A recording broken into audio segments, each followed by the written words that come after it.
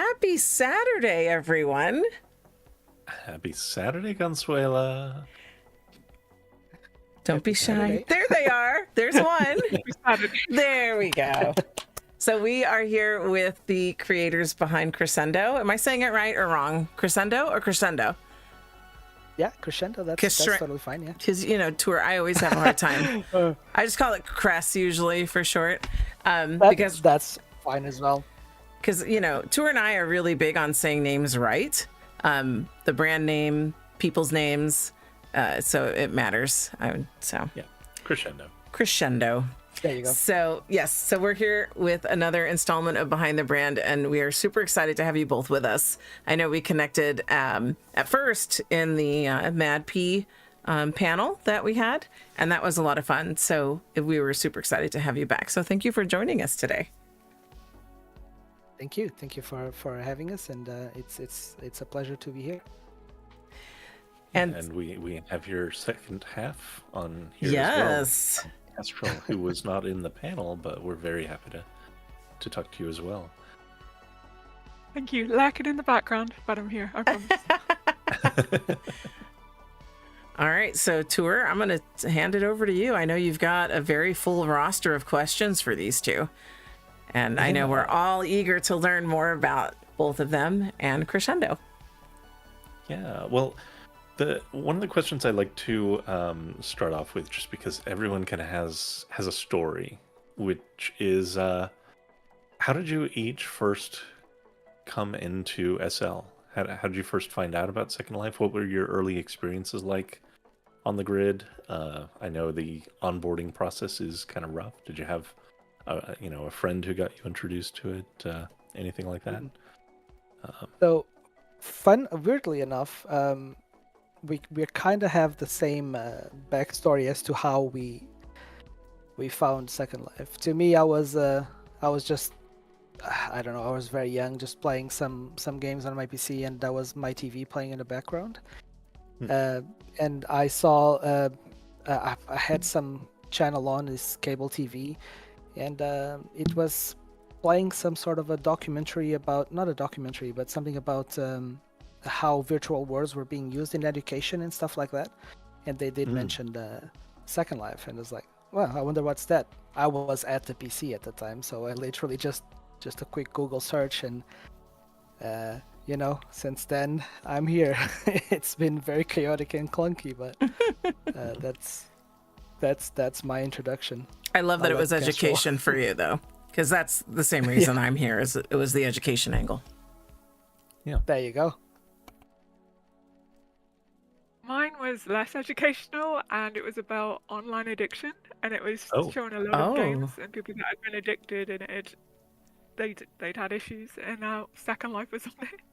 And I was like, I've never heard of that. I wonder why that's addictive. And that was 19 years ago. Wow. So it introduced you to this addiction. Exactly. Gotcha. It was loads of things, like MMOs and things. But yeah, they mentioned Second Life, and I was like, I wonder why. What's the addiction? What's so addictive there? And now you know. What's so addictive about heroin? Let me just try it. Yeah, pretty much, yeah. Oh, goodness. Well, how did you two end up meeting then? So basically one day I see Kestrel joining the same community that I was role-playing in at the time. I had no clue about creation or anything like that. This was never a planned thing from the start. But we got along really well. We talked, we got to know each other. I once joke around about people that start names with a K are always great. So Kestrel and Krios, that was the best line ever. Yeah, we've been together over 10 years now. So. Oh my goodness, how cool! Wow. That line really worked on me. Apparently, just the K. That was it. That's all it did. And then started a store with a K as well. Yes, exactly. Which, by the way, was not intentional. It just happened to be. I'm guessing we were leaning towards allowing it to happen, also because Kestrel, Krios, Krescendo, all with a K. But it wasn't planned. It was just that made sense. Well, all good things start with a K, right? Fantastic. So when you mentioned like roleplay, do you all still do that? Do you do other things in SL outside of like working all the time? What do you do for fun around? So in Second Life, we obviously we can't associate too much Krios and Kestrel with whatever activities we're doing for obvious reasons. We don't want to get mad at someone because we're playing in a sim where they think we did something wrong or vice versa, and it creates conflict. So we usually tend to do that on alternative accounts, but we still love to explore Second Life. We explore roleplay scenarios, we explore multiple places. We've been to your farm. We have a common, I love common shared interest there. Yes. So yeah, it's we're always we love music. We go to sims with DJs and radios and stuff like that, and it's we love to be involved, and that's one of the ways we can still be in touch and in contact with the populace of Second Life in general. So I love that. I have to ask a new question then. Do you have like a favorite club? Or is that like to what's the word? Kaz will know the names of them all. I don't remember any name. So I'm gonna have to say Ohana, obviously. Ohana. Okay. So we go there a lot. And they also have lovely owners. And I'm gonna forget. Oh God, let me look it up, because if I get the name wrong, I will 70s Club 1. I love that one. Because I always love learning about new clubs. Yeah, we like knowing places to go and chill. Generation XYZ. Oh yeah, I've been to that one. Yes. They're also really, really good.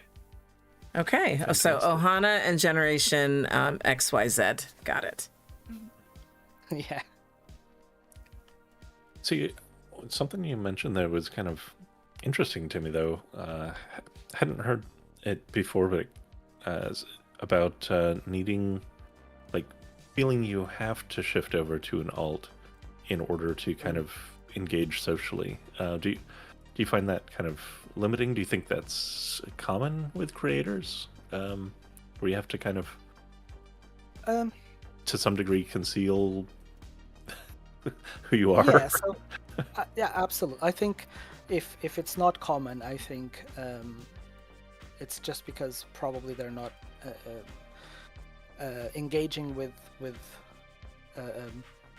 the roleplay communities in the same way we are. Just this scenario, I'll just do a theater of the mind, if you mind. Sure. Yeah. Imagine we're playing like a scenario in which there's a roleplay dispute and things get confusing. And we might get into an OC argument. I don't agree with you, you don't agree with me, but I'm Krios from Krescendo, so now you don't like my store because you don't like the interaction you had with me. So we tend to separate things because we don't want to cause any issues towards Krescendo. We are always very positive and always want to promote that positivity.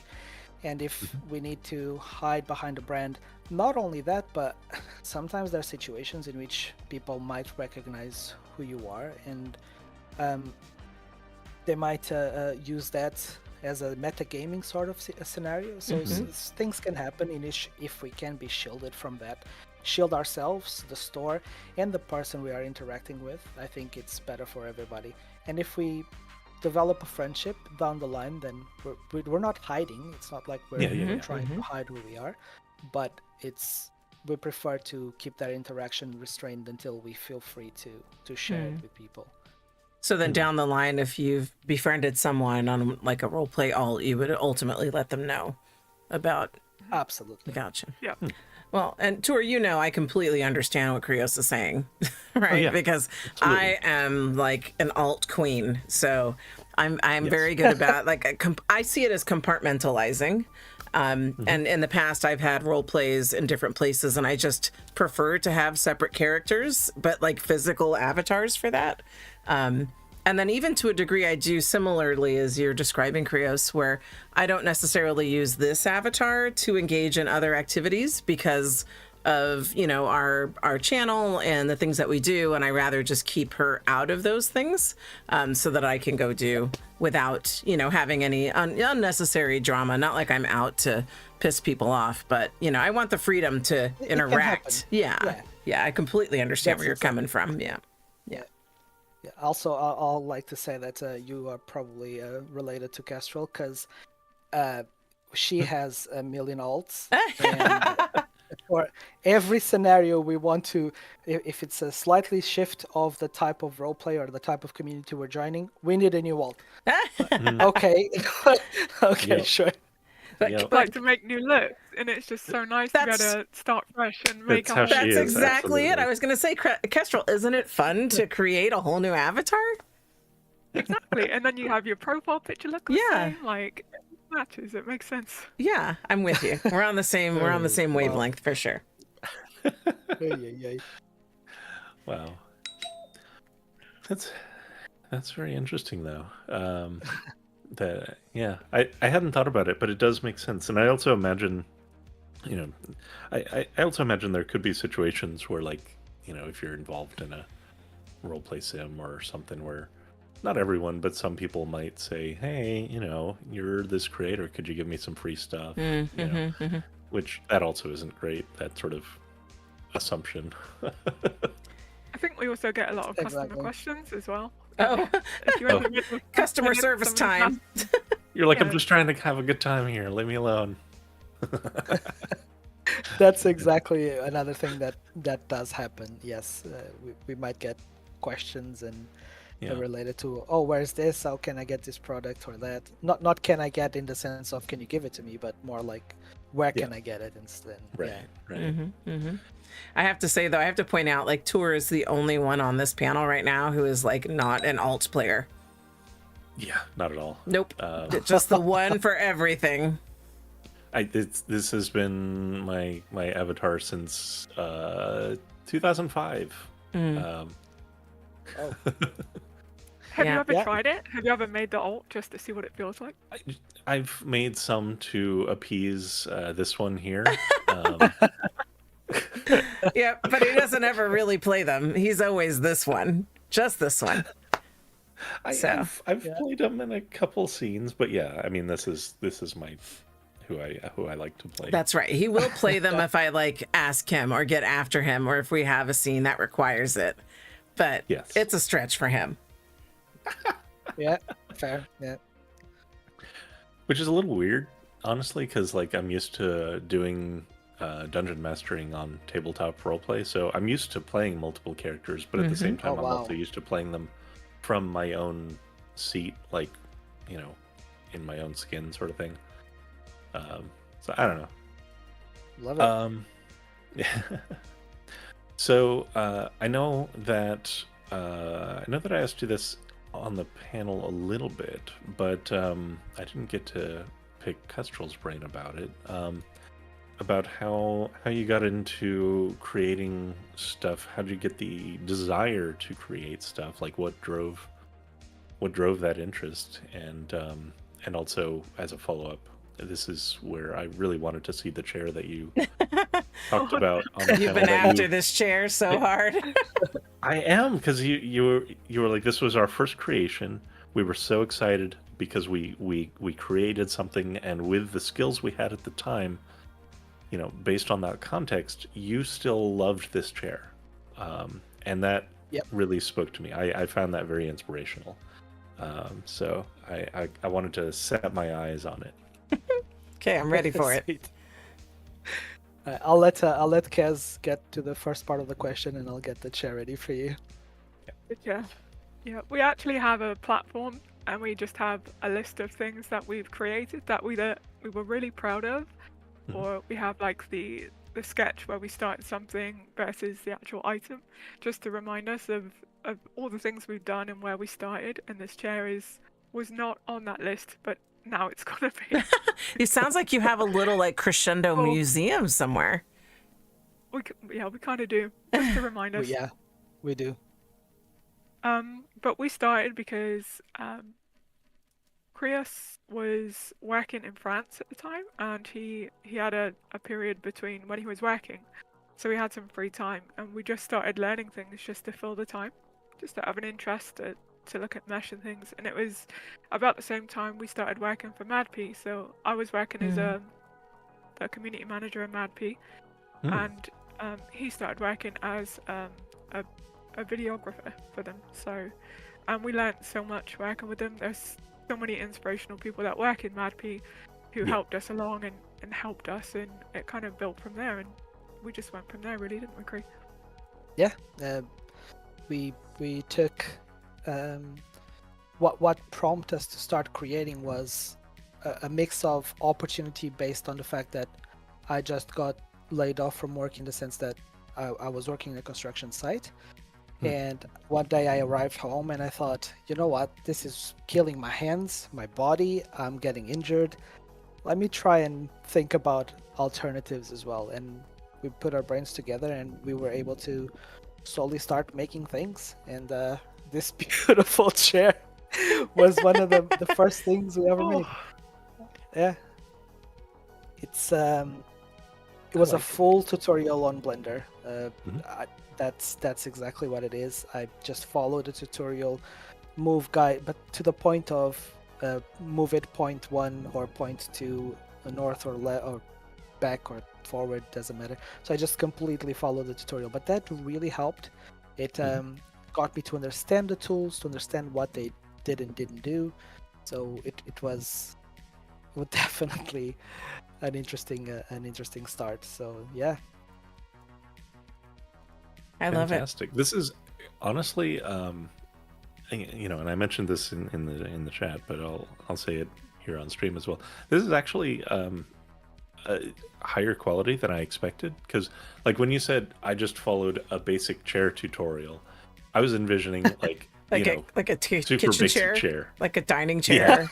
Yeah. Yes. This is more than that, much more. Yeah, it is. Obviously, you know, pales in comparison to the quality that y'all put out today, but still, this is actually quite good for first creation. It's a much better chair than I could ever make. Well, I agree to disagree on that one. I think you could make it if you followed the same tutorial I did. It was literally just pressing buttons here and there. Probably could nowadays because Blender has updated so much since then, version-wise. But still, it's I'm proud of it. It's horrible. It's ugly. The textures are not great, but I love it. It's one of our first creations. It's the first item we ever listed as Krescendo. That's awesome. Yeah, it's I'm proud of it in that sense. Yeah. That answer on the panel really just took me, because it was kind of unexpected. Because I know, you know, I tend to be more like very critical of things that I've created in the past, but it's a good attitude, I think, to admire where you came from and where you've come from there, or gone from there. Yeah. So, yeah. We can put the chair away. Like, can we put the chair away now? Actually, you know, it reminds me, didn't you make these mics for today, by the way? I did. Yeah. They made special mics for Today Tour. Did you see this? These are great. Yeah, I saw these. Wonderful. Are these for sale on this tour? Like, I need to go home. They're not for sale. I need to go home with these. I'll send them to you.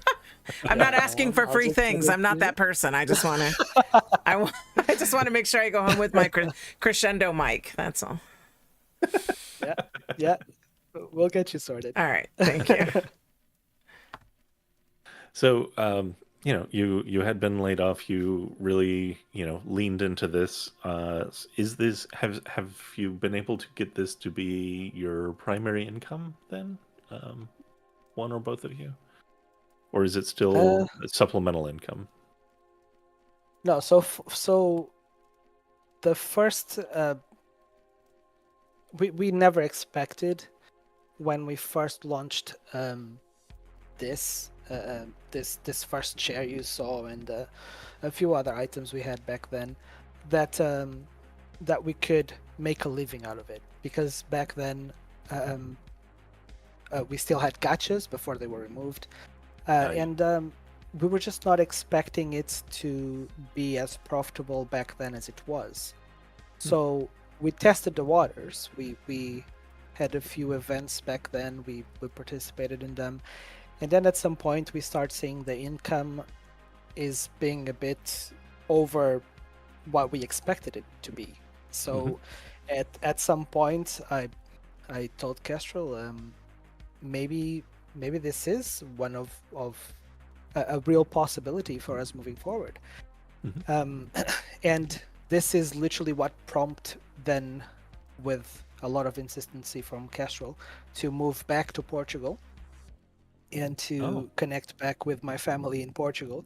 So I have her and Krescendo to thank for that, because I wouldn't have moved back otherwise. And he was heartbroken because he lived in France and he missed his family a lot. Yeah. But there was just no jobs in Portugal at the time where he lived, because it was very rural. So having Second Life and being able to support himself with Krescendo and be able to move back and spend time with his family, it really meant a lot to both of us that he could do it. Yeah. Yep. That's amazing. Yeah, that's really significant. Yeah, absolutely. Huh. So, sorry, I'm just kind of processing that. That is very totally cool. okay. Like that's big life changing. I guess I didn't fully respond. To be clear, yes, this is our full-time job. It's my full-time job.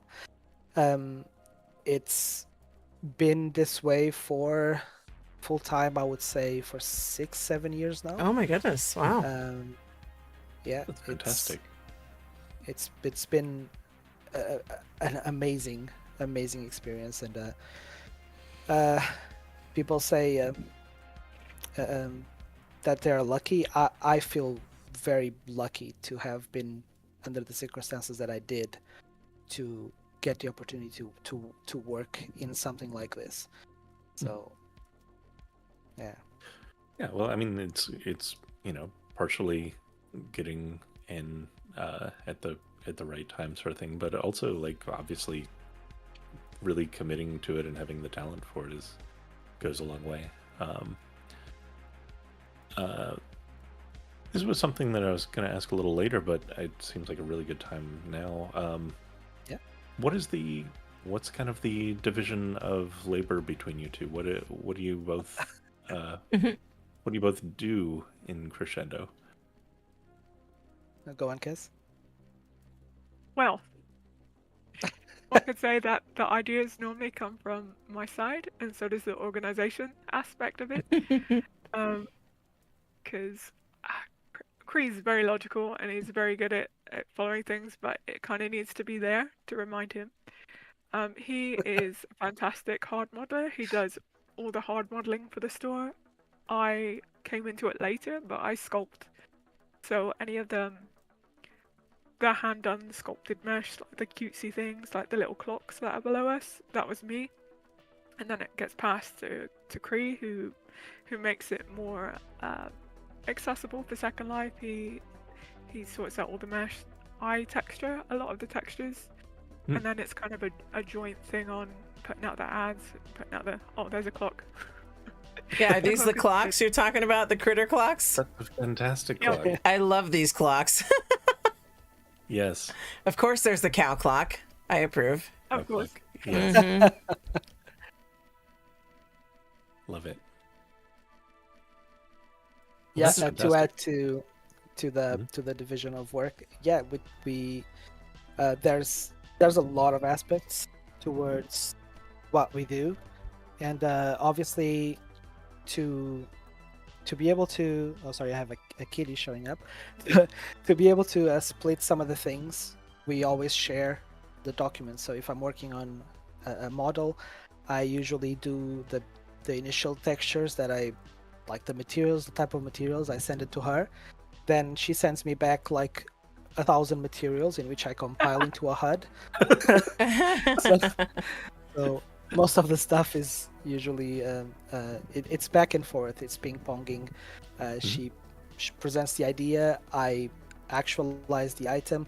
For example, this cow clock you're watching. This is pretty much, she had this idea because there's a similar object in real life. So what if we do like multiple of them, and what if they all have their own thing?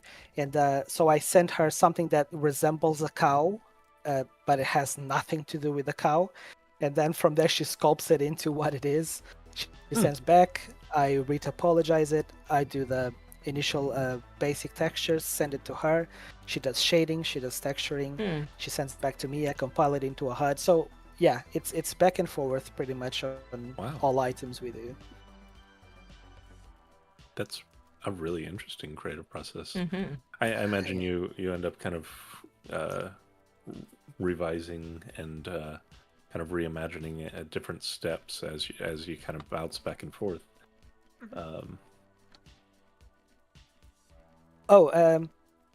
There has been many times in which she sends me a reference or something like that, and I start working on it, and then she says, shouldn't it be more rounded?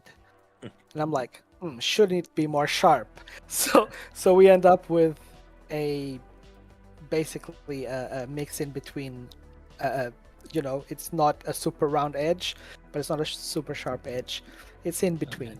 So we tend to find middle ground on things. And yeah, we sometimes do think that if an item needs revising for whatever reason, we end up like, because when we work a lot of time on the same thing, sometimes you start getting blocked and getting a little bit blind. You might blind until something jolts you out of it. And sometimes that back and forth does that for us.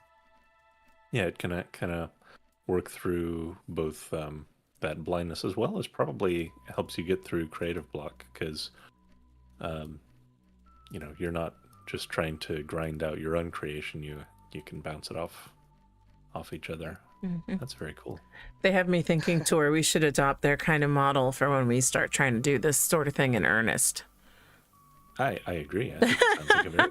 Because Tor and we're learning. I know we've alluded to this in the past. We're actually taking classes with Poe, Augusta from Octubre.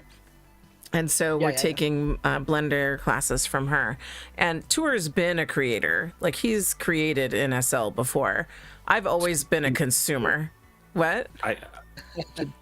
I created when it was just Prims. Yes. I haven't done mesh, so I'm learning that. Right. But I was an architect back when we only had Prims. I was pretty good at that. You built like an entire club and accessories and I was building actual 2-model buildings based on floor plans and stuff. But then mesh came out and it was like, oh, you Prim creators are now like in the doghouse. I was like, oh, obsolete. Yeah. I'll just build a doghouse for myself. It's fine. Yeah. So and I have dabbled a little bit in creation, but not very much. And I want to elevate my skills. So for me personally, it's just a matter of having the time.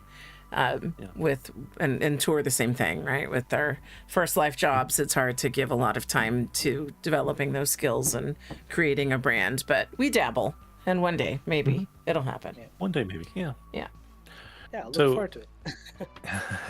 Thank you. So, Krios, you said you're from Portugal with a detour through France. I love that. Kestrel. Yeah, that is wonderful, yeah. But Kestrel, whereabouts broadly, not looking for your address. Broadly, where are you from? I figured you'd probably guess by now, but I'm from the UK. I will soon be in Portugal. I'm moving over with partner, with Krios. Nearly said his real life name. Good job. Fantastic. That's exciting. Yeah. Congratulations. Thank you. We get the paperwork. It's a long old process, but I'll be living the dream. And he lives on an amazing place at the moment. He's got a farm. Oh. And it's it's gorgeous. So now you have me wondering, I don't know if you watch reality TV, but I start thinking 90 Day Fiance. I don't know if you've ever seen that show. Is that what's happening now? Are you 90 Day Fiance? I have a broad idea, but no. Oh, it's garbage reality TV, but yeah, it's amusing. Yeah.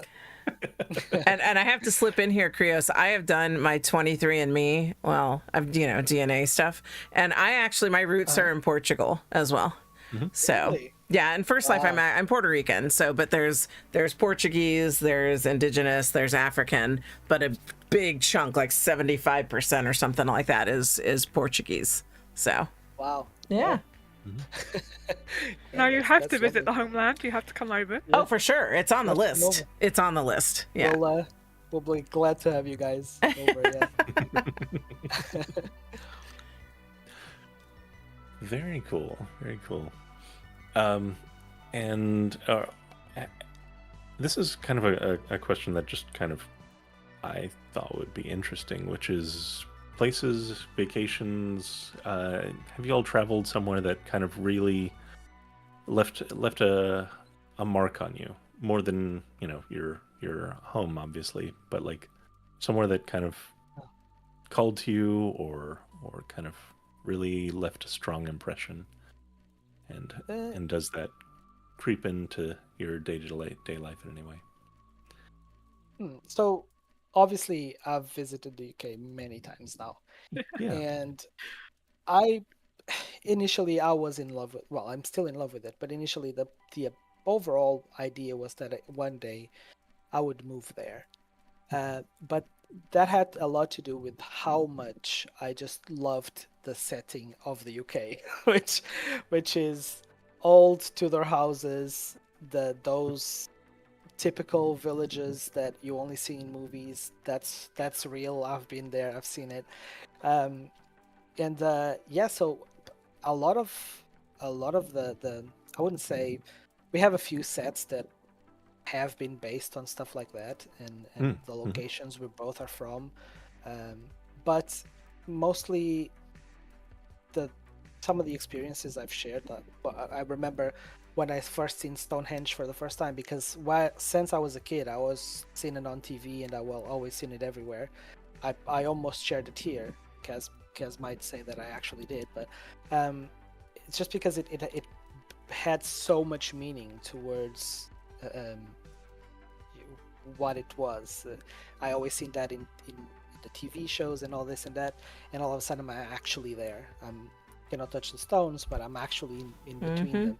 So yeah, there's a few places that do carry that sentiment. They wouldn't let us get naked with the stones. They wouldn't let you lick yeah, true.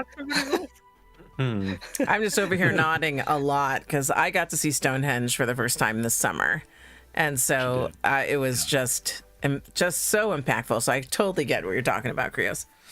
Yep, there you go. It's just fantastic. Yeah.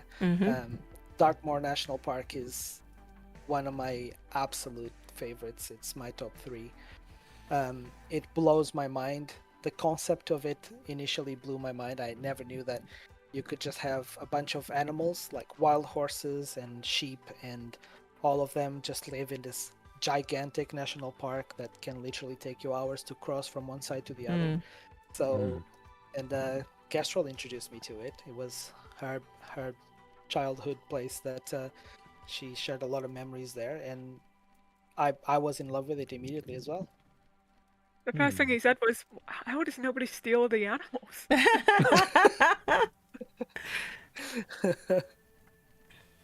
Well, how does nobody steal the animals? We're all wondering, Kestrel. Some people do steal the animals. Oh, but oh no. Oh, gosh. Yeah. But that. So, I mean, that is quite a park, and it's just free range. Like, I assume there's a bunch of hiking trails and stuff. Yeah.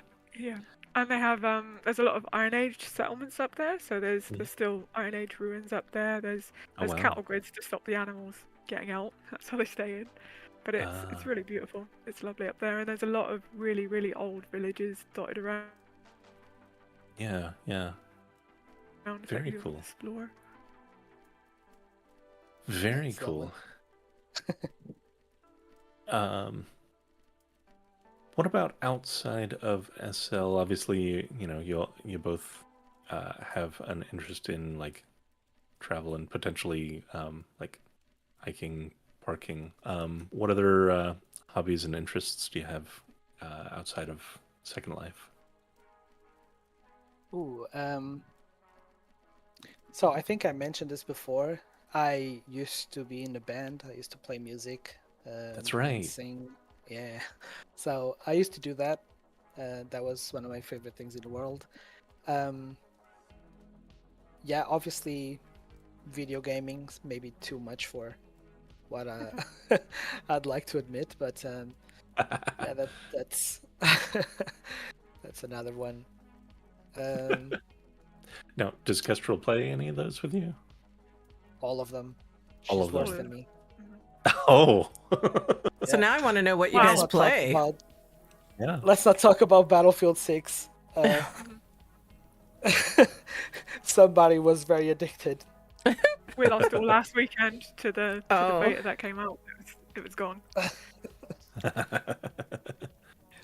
But yeah, we play all sorts. Game-wise, we play all sorts of things. Survival things, anything that is co-op, we play together. Nice. Building, yeah, it's a really good way to, when we're long distance, to bond together, to be able to play together, to kill him when he annoys me, obviously. Well, what are some of the titles you've been playing recently besides Battlefield, obviously? Let's see. That's a good question. I know it's not exactly a hardcore game, but we did play golf with friends recently, and I discovered that I'm really, really bad at pixel golf. Okay. we between me and her, we probably have a lot more hours on Red Dead Redemption than we'd like to admit. We played that to exhaustion. It was absolutely lovely to play.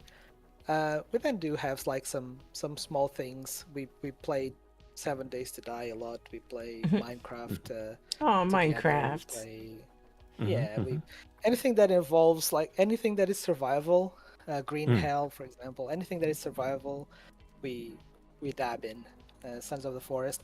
I would love to play D&D, but it's not something that we encounter easily. So there's that. Tour might have a connection. Oh, really? I could recommend. Can you see that? Okay, so I have to say now, this is going to sound weird to say, but I've never played D&D before until Tour started me. How many weeks ago? It was like a couple months ago now, right? It's a couple months ago now. Yeah, and we play online, and this just blows my mind. I just remember, and Tour knows the story. I remember as a child being like approached by some boys in the neighborhood who were like, "Hey, you want to play this?" And I'm like, "Sure," and it never happened. And I always have known what it is, but I'm sure my mother got involved at some point. Is like, "No, you're not playing with neighborhood boys." But yeah, and so to play it now, it's actually, I was thinking that exact same thing even before you said it, Krios, was having a game to play together is another really good way to connect if it's not like inside of Second Life, but playing games outside of Second Life. And then the D&D, we play it weekly, and I love it. And I didn't know what to expect, and I'm sad I never got to play it earlier, but I'm here now, so... And I've even shared that in First Life with people, and they're just amused, right? Like, wow, really? I'm like, yes, and I love it. So it actually helped me connect with a staff member who didn't realize that I did that, and so it's amazing what sharing those little like quirky things about yourself will do in building relationships at work. Yes, yeah. Yeah, I'm a massive Critical Role fan, so much so that we're going to the UK next year to see them in Scotland. Oh, wow. Treats from Kestrel. So, but I've been a massive fan of them for a very long time. We got a friend that once introduced us to a small little camp, like it was like a one session that both me and Kestrel played together, and we loved it. It was so much fun. But yeah, it's most of the times it's like finding the time to do it and stuff like that. It can be a bit complicated, but I absolutely love it. Yeah. Yeah, I get up early to play it on Saturdays, and I look forward to There it. you go. I do, because it's like people from I don't know how many different time zones. But yeah, it's worth it. I love it. I get a kick out of it every week. Brilliant. Gosh, that's awesome. So, kind of to follow up on all the video gaming and such, as well as to some degree the travel. Does some of those do some of those games and stuff kind of creep in the edges of your creations in Krescendo? I think Obviously, you don't do like direct ports of things, but like no, yeah. There's we wouldn't have a story otherwise, but we do, like, for example, Red Dead Redemption, that we have a few sets that were heavily inspired in the Western scenarios, and decor-wise, it's like, oh, let's build this. And this was mostly before the gachas were removed, that we did these massive sets, like probably even a house, a bunch of decor stuff. We would think of it as a let's create a set in which they have everything to decorate, either a blacksmith house or a shop or something along those lines, and we'd go from there. So yeah, all the time we play a video game, we see something, oh, maybe we can create something along these lines, adapt it to the concept that makes sense into Second Life, but give it a little crescendo twist. I think it can be very themed as well. Like when you're in the mood, when you're playing a game, like the Western vibe was so good, and you just want to carry it over to everything because it's it's so absolutely inspiring when you're doing it. Or like we played Valheim for ages, and we had the Viking vibes going on. It was just like, I need more of this. Yeah, that's fantastic. I do understand now with all. Oh, go ahead. Sorry. Yeah. Sorry. I was just saying, we even have inspiration from Cyberpunk, for example. There's a set right there showing up in front of you that was totally inspired on. You have Cyberpunk this vibes. Tour. You own this. This is my Really? favorite. He does. This is my favorite No disc. way. He does, because the chair is amazing. Yeah, I got this specifically because of those like Horns. cyber cow horn. Yes. Look Yeah. at his horns on his head, and look at the chair. Yeah. Like, come on. Yeah. This chair was made for Tour. You didn't recognize you were doing that, but you did. Wow, Yeah, that's fantastic. yeah. Made up a whole room to decorate around. Oh yeah, the whole room looks around like is in this theme because of this furniture. Yep. Love that. Though you've tipped off about playing a lot of Red Dead, which now I understand why Krios was asking, hey, how do people not steal all the horses? I mean, that Exactly. makes perfect sense now. I understand. There's the connection there. There's the connection. Oh gosh. All right, so back to Krescendo itself. Yeah. So you've kind of already answered some of these things, but here's one that is an interesting one. Challenges. What kind of hurdles or challenges have kind of come up along the way as you've grown as a store, as you've kind of gotten into your rhythm of creating, whether it be technical or in the just dealing with changes in the market or what have you, and what have you done to kind of overcome them? Yes, SL has been. You guys have been around for a while. You know this as good as I. Massive changes along the years. Yeah, from sculpt with actual sculptees in which you put a texture on an object to make that object look like something else, to then mesh, to have PBR, to have extra bones on your body, to animate wings and tails and stuff like that. So the evolution, everything's always changing. Yeah, so the evolution makes us have to adapt and have to change. And what you mentioned before, Tor, that about you stopping creating because the process changed, the method changed. I'm not gonna say that happened to me, but imagine that if you have a workflow in which you're doing the textures this way, you're doing it. For example, we were baking all the shines and all the reflections on the items themselves. Oh yeah. And all of a sudden, I need to transfer that into 4 different maps, which means 4 different textures that need 4 different uploads. So now, instead of paying for one texture upload for the same object, we're now paying more for that same texture. Or for the same result. So things drastically changed, and sometimes it can feel overwhelming, and it's just our will to be consistent and to continue that makes us learn. And all of a sudden I'm finding myself having to Google how to work with PBR in Second Life. What's the ideal methods, what are the ideal way of doing stuff, because we are aware of what materials are, we work with them every day, but not to the extent that they were now being imported into Second Life. So there's a whole relearning and a whole new way workflow, both between me and Kaz, that now we have to relearn. The menus change within, we use Firestorm, so the menus changed within Firestorm. New things come up every time. Our HUDs changed as well because we couldn't use same HUDs because they didn't use PBR. Oh right. Yeah, because you have to send different commands over. Exactly. So that was a big one, and that was one of our biggest holdbacks from moving to PBR.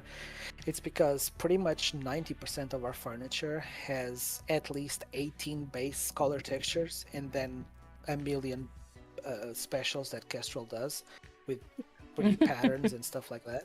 So all of a sudden have to try and find an alternative in which makes sense on the workflow that we have. That was a bit, I wouldn't say scary, but hindering. It stalled our process of getting into working with PBR, because having to learn a whole different thing, much to what you were saying to her about having to learn this whole new mesh process, now it feels a bit overwhelming. But we had to do it because obviously we have to keep up, and some people don't have that wanting or need to learn or to continue the process that we're doing, because they're not on the same capacity. They're probably don't do it for a living or this or that, so that can discourage people. On the other hand, it might encourage them, because now there's a brand new system that makes items look 10 times better. There's new systems to help you, so it's a double-edged sword. Like I think there's a happy medium as well, because for some people they don't have the capacity to see PBR, or their computer might not be up to it, and it's hard when people could fall behind, and it's hard trying to find a happy medium, because we don't want people not to be able to use our product by making it just PBR for somebody that might not be able to use PBR yet. But you can't really do both very easily. No, and it's also, I mean, realistically, it's kind of just a stopgap during the transition, because at some point that's more or less going to become mandatory. Like, like Mesh, basically. Yeah. I can definitely appreciate that, and I know you don't intend it that way. I feel a little called out because I totally dropped grading. No, I know you didn't mean it that way, but like I've kicked myself over the years for just never actually bothering to pick anything up again. Well, you have had an interesting relationship with Second Life, so okay, I'm not surprised that you would like put it down. So, but this isn't about you right now. I'm just saying. I know. based on what I know of you and your history with Second Life, I'm not surprised. But I also like seeing you come back to it now because I know it is a passion of yours. And when time allows, I'm sure you'll scratch that creator bug. Yeah, if you ever need anything, just poke us because I'm more than willing to sit down with you and go through any questions you might have as well. Different methods, different brains, and yeah.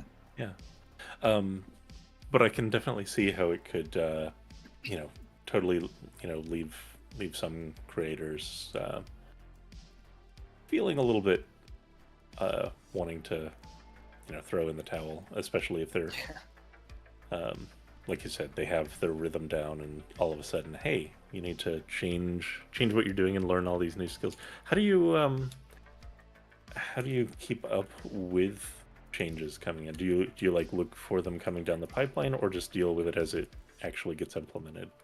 Because obviously, SL sometimes hints at things that are coming, but then they end up not implementing it, or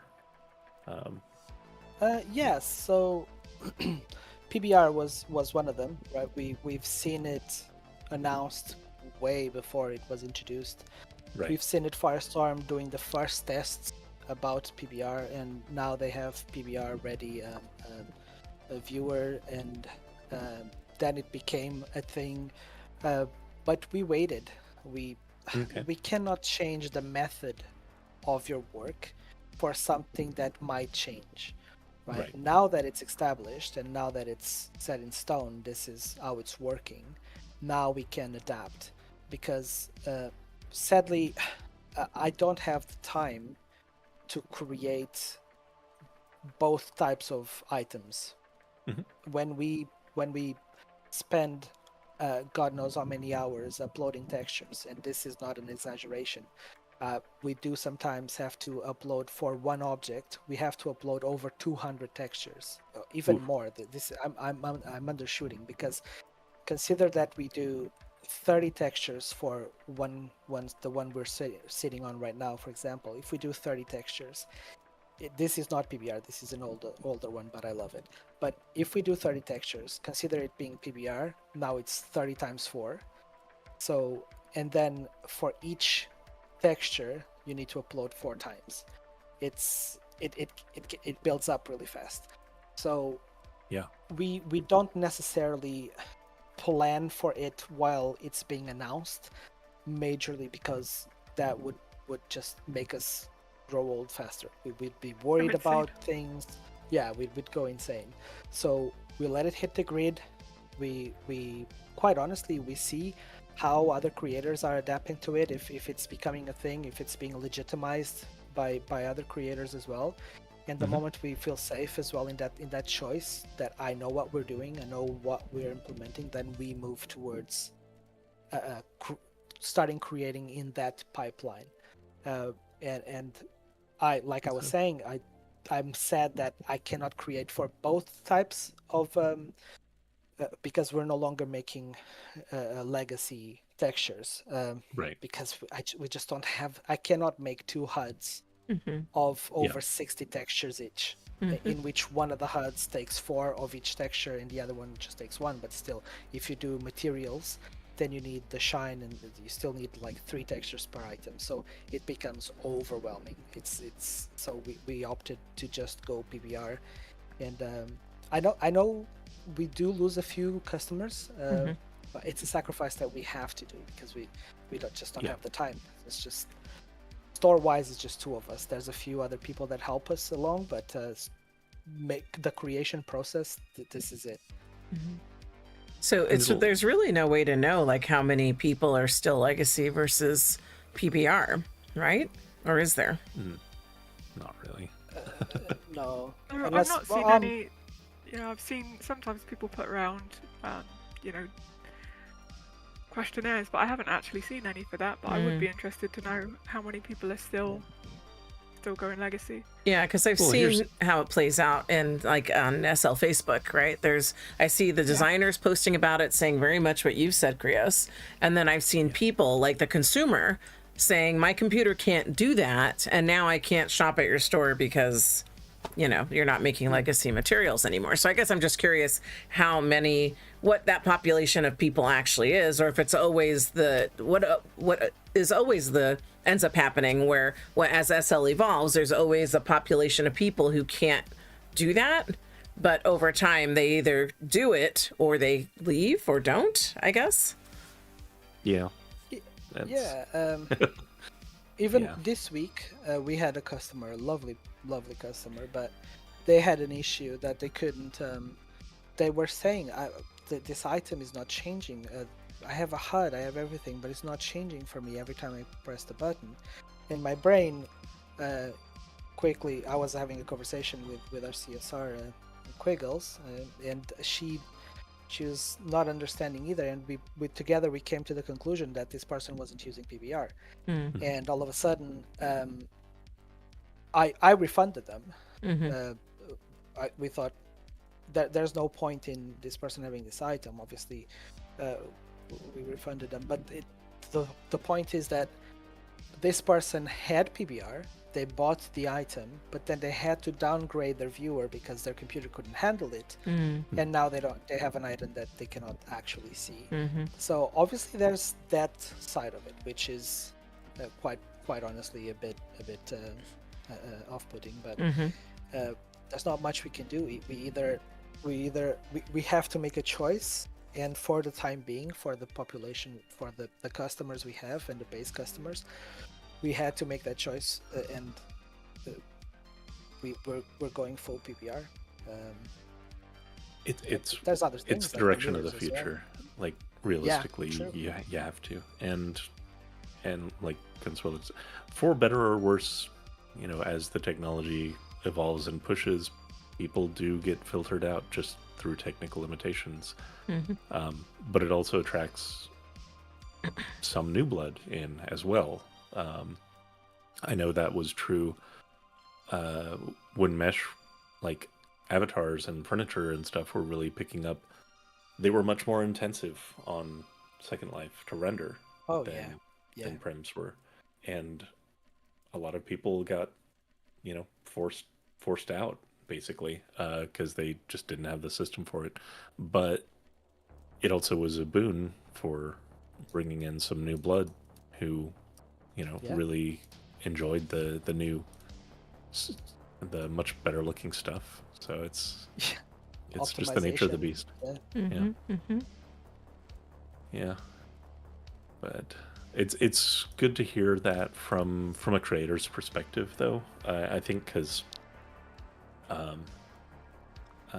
this is something that we kind of touched on in talking to Augusta, but a lot of times there's a disconnect between the perception of the consumer and what actually goes on in the decision making from a creator's perspective.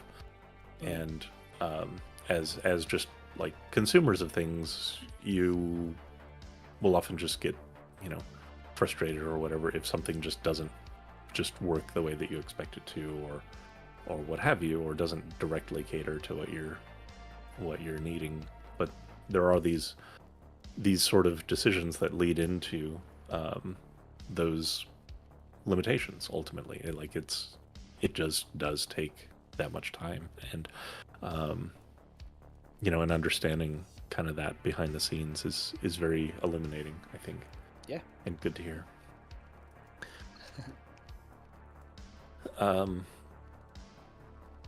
So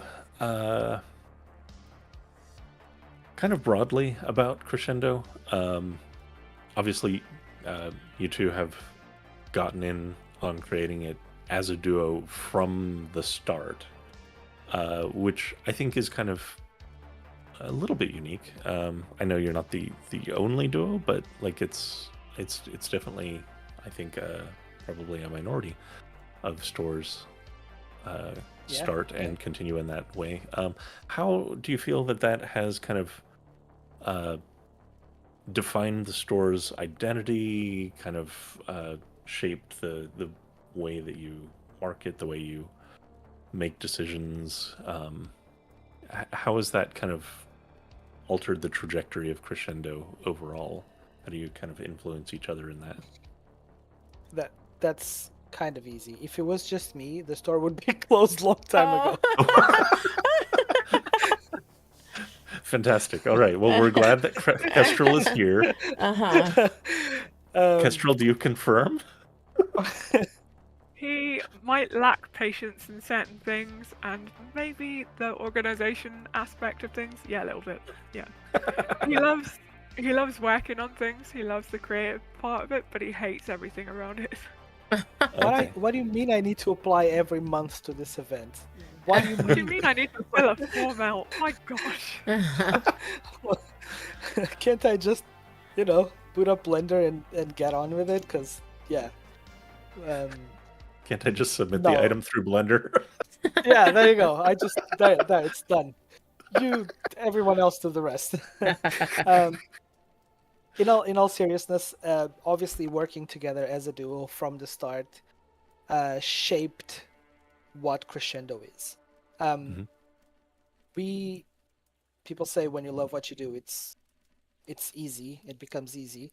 I have a different opinion-ish. When you love what you do, when you love what you do, is great because you feel motivated to continue doing it.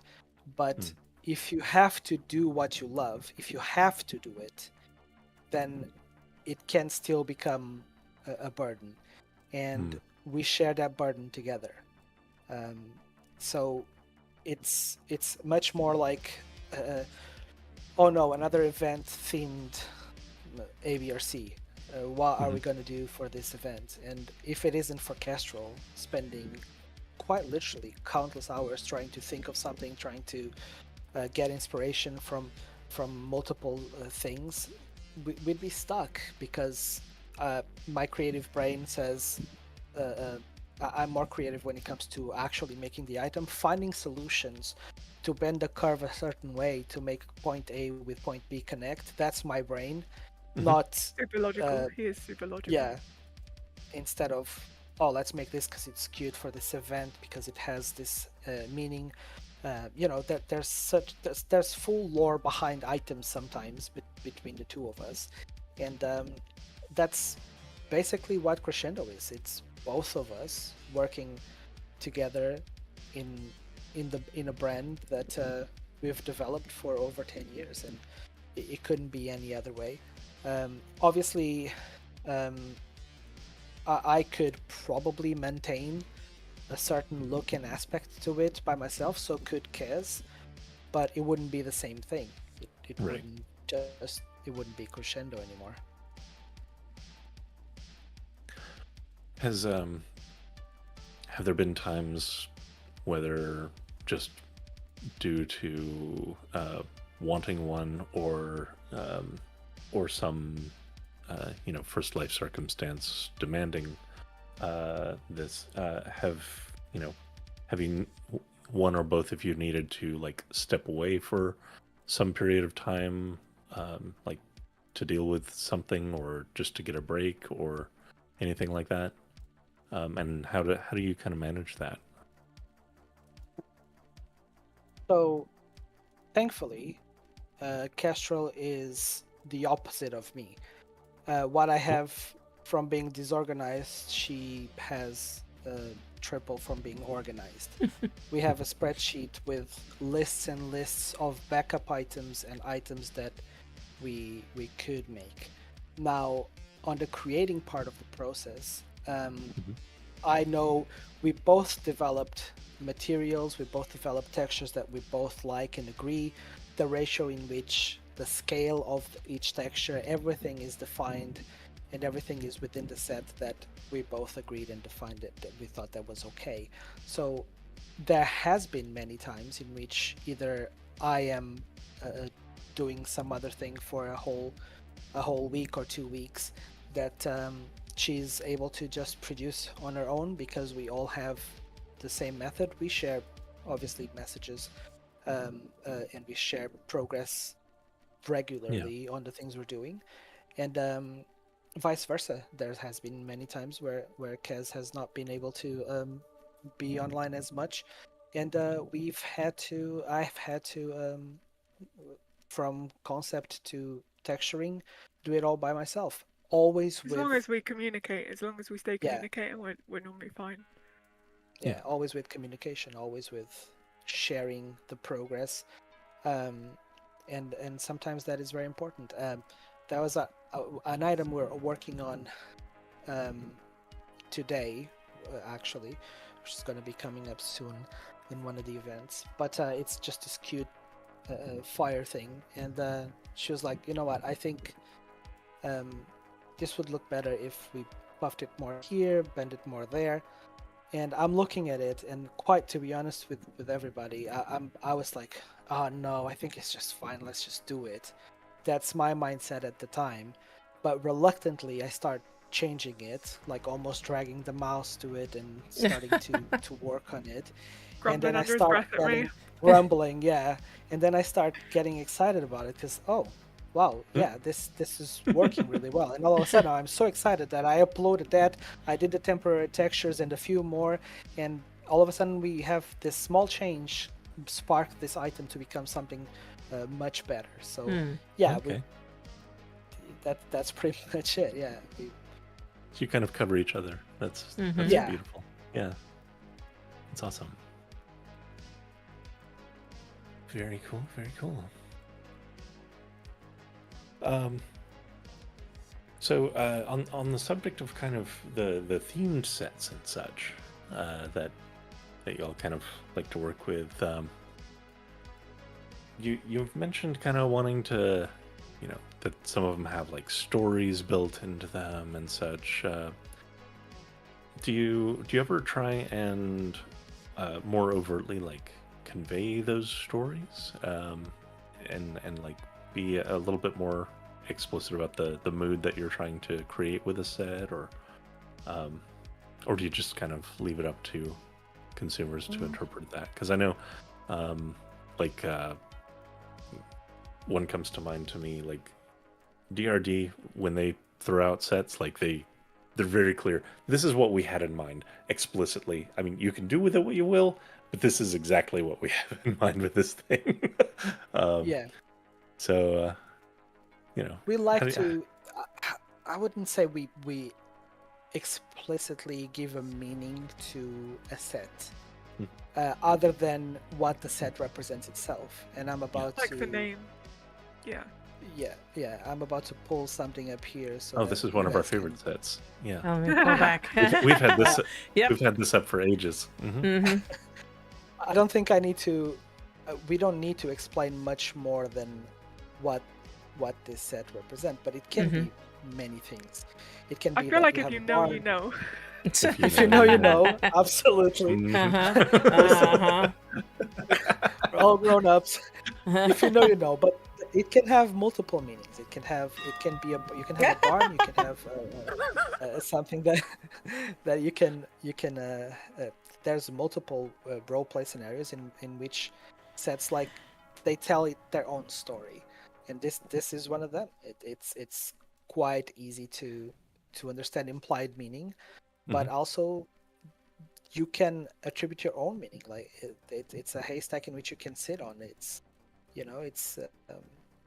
and this one and many others carry that particularity with them. Like you can attribute meaning to them, but you don't need to do it implicitly. You don't need to push that upon anybody.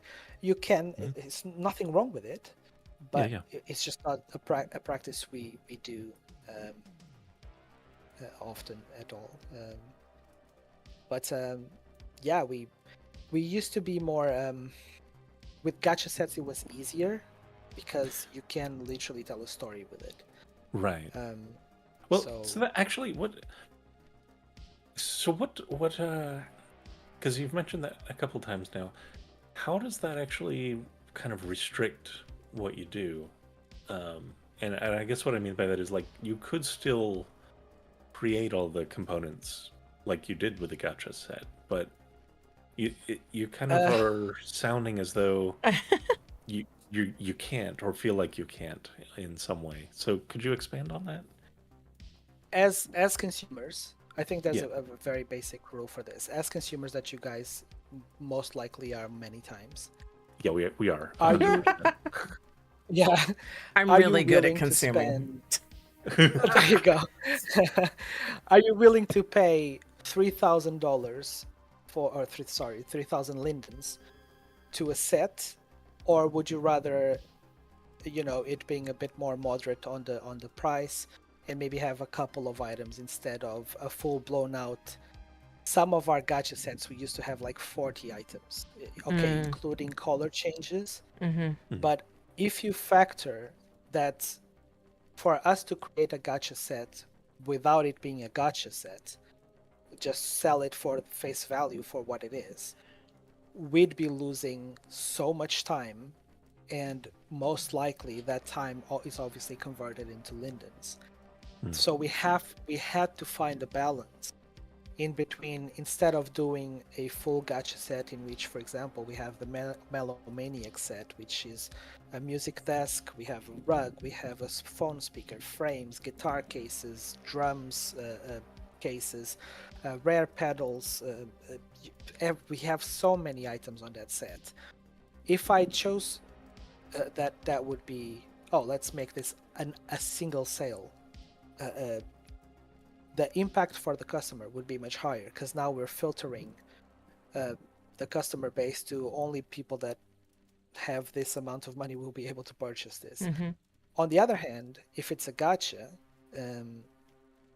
makes it it's much more accessible. Yeah. We haven't gone back to gachas yet. We know they're back, but we haven't done it yet. We haven't gone back fully yet. They're back in a gray area. I don't think that's gonna last. Well, I still try to wrap my head around so making a full set versus having a gacha. I can say I've never been a fan of gachas, even as a consumer, because I want to buy what I like. I want to buy that one thing, and I don't want to have to hit the machine over and over and over to try to get the one thing, or to find it on the marketplace, or somebody else who's upselled it, right? Have marked it up. So I guess what my question is, I get making the full set, but then just making the pieces available, right? So if I don't want the full set, if I don't want to pay 3,000 lindens for the full set, and I just want to pay the 150 lindens for that one piece, to me, that's the solution. I don't need a gacha at all. I just need the items sold in pieces, so I can get the one I want. Even if you have to mark up a bit. Yeah. We're the type that would just spring for it if it was just more expensive, and we can get what we want. I get if it's a 25 linden gacha versus paying 150 linden for it outright or whatever. Yeah. But that's just me as a consumer. I'm lazy. So there has been many stores that adopt instead of making a fat pack, they did each item individually. Yeah. Let me tell you right now, for me to sit and have to make a photo for 46 commons and 2 rares, I would never see return on those items. I would never see return. Each photo, 46 photos. If you do 10 lindens, you have to consider 10 lindens a photo. You have to consider the amount of time taking the photo, photoshopping, adding logos, full descriptions for 40. This is one gacha set. We have 46 commons and 2 rares, as you can buy as a fat pack. For me to have to do that is just it's not profitable. It's not profitable. We did start doing fat packs for people, so that if you didn't want to play gachas, you could just buy it as a fat pack. That was copy mod, because how many gachas I've lost in my life because they vanished because I was decorating. Flung out of the platform. Yeah. Okay, so it's a pure logistical behind it. Yeah, absolutely. See, and again, as a consumer, I'm thinking then just make less items to go with it. As far as 40 some odd commons, right? Does it have to be 40 common items? Could it be 10? And then, Well, I mean, but I was kind of going at it from because they mentioned wanting to create these full scenes sort of thing. Yeah. But yeah. Yeah. It's a balance for sure. It is. Because I know there's been instances where I don't buy a set because I don't want everything in it. I just want like a couple of things, but if they're not sold separately, then it's like, okay, guess I'm not getting that. See, but that's a double-edged sword. Mm-hmm. You just mentioned why don't you just make 10 items instead of the 40 you have in that set, for example. But you also just said that you don't want to buy everything on those 10 items, for example. Potentially, so if they're not sold separately, right? But you see what I mean? Is like, is it for me as a creator, is it a wise choice to, instead of back then, not now, because we're not back into gachas, would it be wise to make a set with only 10 items, with only 8 commons and 2 rares, or in which the return would be massively low on that? Time-wise, for us, it would be massively low, but still incurring and the same risk that you just mentioned, which is one person might not want one of those 8 items, or it can happen both ways. So it's a double-edged sword. You can't please everybody. That's always the thing. And different perspectives demand different open ideas and an open mind to receive them. And I think in that case, I'm quite happy that we made a decision to do fat packs, because a lot of people don't want it, because it was horrible back then. People were spending so much lindens. Well, horrible in a way. It was good for us. Yeah, as I know. in general. But it was still bad behavior. But overall, adapting and adopting the different ideas, I think it's always valuable. Yeah, agreed. I would never, like, when the gachas back then, I would just buy the fat pack because I knew I was going to spend way more on hitting that machine for the 1 or 2 things I wanted, and I was like, nope, just going to pay the money now. And I think Tour, didn't I? I think I had like a rule, like I would try it 3 times, and if I didn't get it, I bought the fat pack. I was done. Yep. Because I knew if I went further, it was just going to cost me more in the long run. Yep. Yeah, me and Kaz might have spent so much. We've spent so much. Yeah. Especially Fantasy Gacha Carnival. Oh god, when that was around. That was, we're in. Yeah, I knew that there were multiple gacha events, but Tour and I didn't really frequent them. Like, I think the furthest I ever went was the arcade. And then when all the other spin-offs were happening, I'm like, I can't keep up with this. This is going to bankrupt me.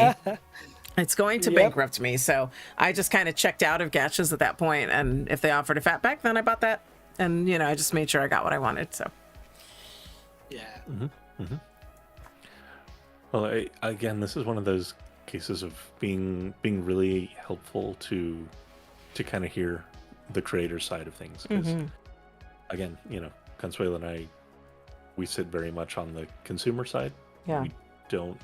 We're not privy to what all the logistical issues are with that kind of thing. So I think that's another reason why we like doing these behind the brand things. To better understand, what the choices designers make and why they feel they have to make those choices. So it's very enlightening. It is. It is. So here's a fun one. I like this. Is there a theme that's been kind of rolling around in one or both your heads that you've wanted to try and tackle, but you haven't yet for some reason? You can't quite get your head around what you want to create or what have you, but that you really want to? Oh, Kez. Wow, it threw me under the bus. Oh. Okay. Well, the chat wants to hear more of you, so go ahead. I think there's there's quite a lot of areas we like to explore, and I think especially when we're undercover, there's so many interesting things in Second Life that we haven't found yet, or that we just started discovering, and things people are really passionate about. And I think one of the things I love about Second Life is getting to see those things people love and getting to understand and explore them more. And then once we do that, we try and make sets around it, or it inspires us to want to do something to do with it. And you guys would know all about this because one of the things we discovered was the farms. And as soon as we got into that, we were addicted and we loved it, and we put sets out that were themed with it. We got really involved in the communities, and I think that's something that's fantastic in Second Life, is there's always something new to find. I've been in Second Life for over 19 years, and there's still things that I see and I'm like, what is this? What are they doing? And I have to find out. So I think there's always something to explore, and as long as we keep exploring and keep being interested and curious, then I think it's endless. But you don't have like one that's just like sticking in the back of your mind that you're like, we got to do this someday. If I told you, I'd have to kill you. That's fair. Wow. I wasn't expecting that kind of response from her. All right. She's so sweet and in the corner. It's like, isn't it? back And all of a away sudden- from Kestrel. No more questions on this. So what I'm picking up is y'all are going to create like an organized crime theme at some point. I mean, that writes it down. That's not a bad idea. Write that down. Well, I know you've already created two of my favorite sets are your witchy ones. And so that because I have like a whole like other build that I have that's just for like witch vibe, and your witchies. I don't remember what they're called right now. I have to go in my inventory, and I don't want to clutter my screen with that. But they're fair. Yeah, they're great. I really enjoy those. So I always put it out there. If you feel like making more witchy stuff, I will buy it. Yeah, we Season do love is coming that up for theme witchy. as well. It is. Yes, it is. Oh, look at that! Look at that! We do a lot of Yep. a That's lot a of stuff wonderful one. like this, and we love certain themes. Obviously, Halloween is always very fun because we do love creating witchy stuff and moon related stuff, and it's just fun. It's a fun thing to create overall, and it's overall, I think anything we see that inspires us Second Life wise, we start developing. We start developing the idea to create it, to build around it, and eventually we do end up making something like our projected idea. But yeah, anything else is like Kes said, it's kind of wrapped, and we like to slowly reveal things in that sense. Understandable. I won't pry. Yeah, we I got to think back it has away. more to do, just to offer some context, it has more to do with us not wanting to, first of all, create expectations that then might not become a thing, and eveventually having to backpedal than anything else. Take So away my we'd mystery and my rather- threats here. Don't be lost. It has more There to you do go. with Kestrel's bloodlust. I got it. Yeah. We do Um, have a murder set somewhere as well, so with the witchy stuff, does that come from just enjoying the aesthetic, or do one or both of you have kind of, pagan leanings, so to speak?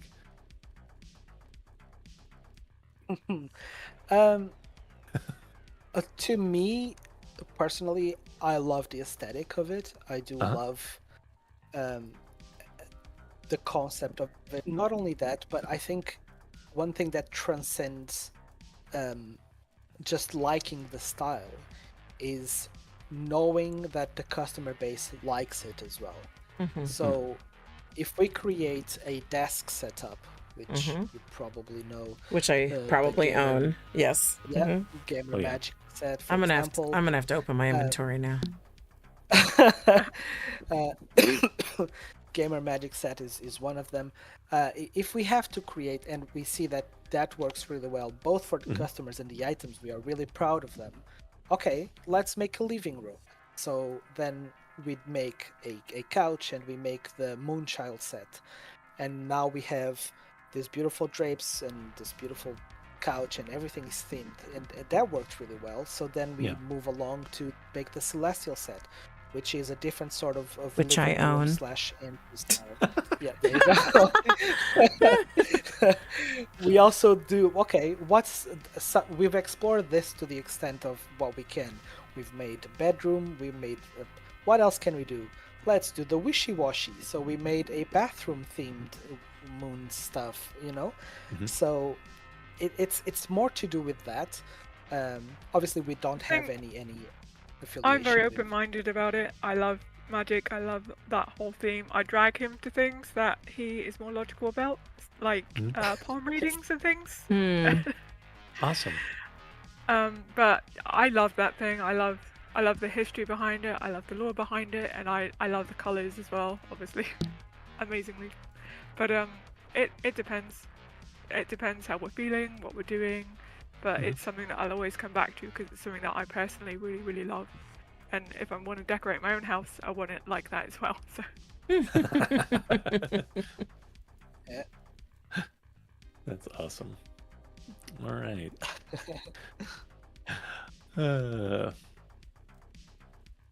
What about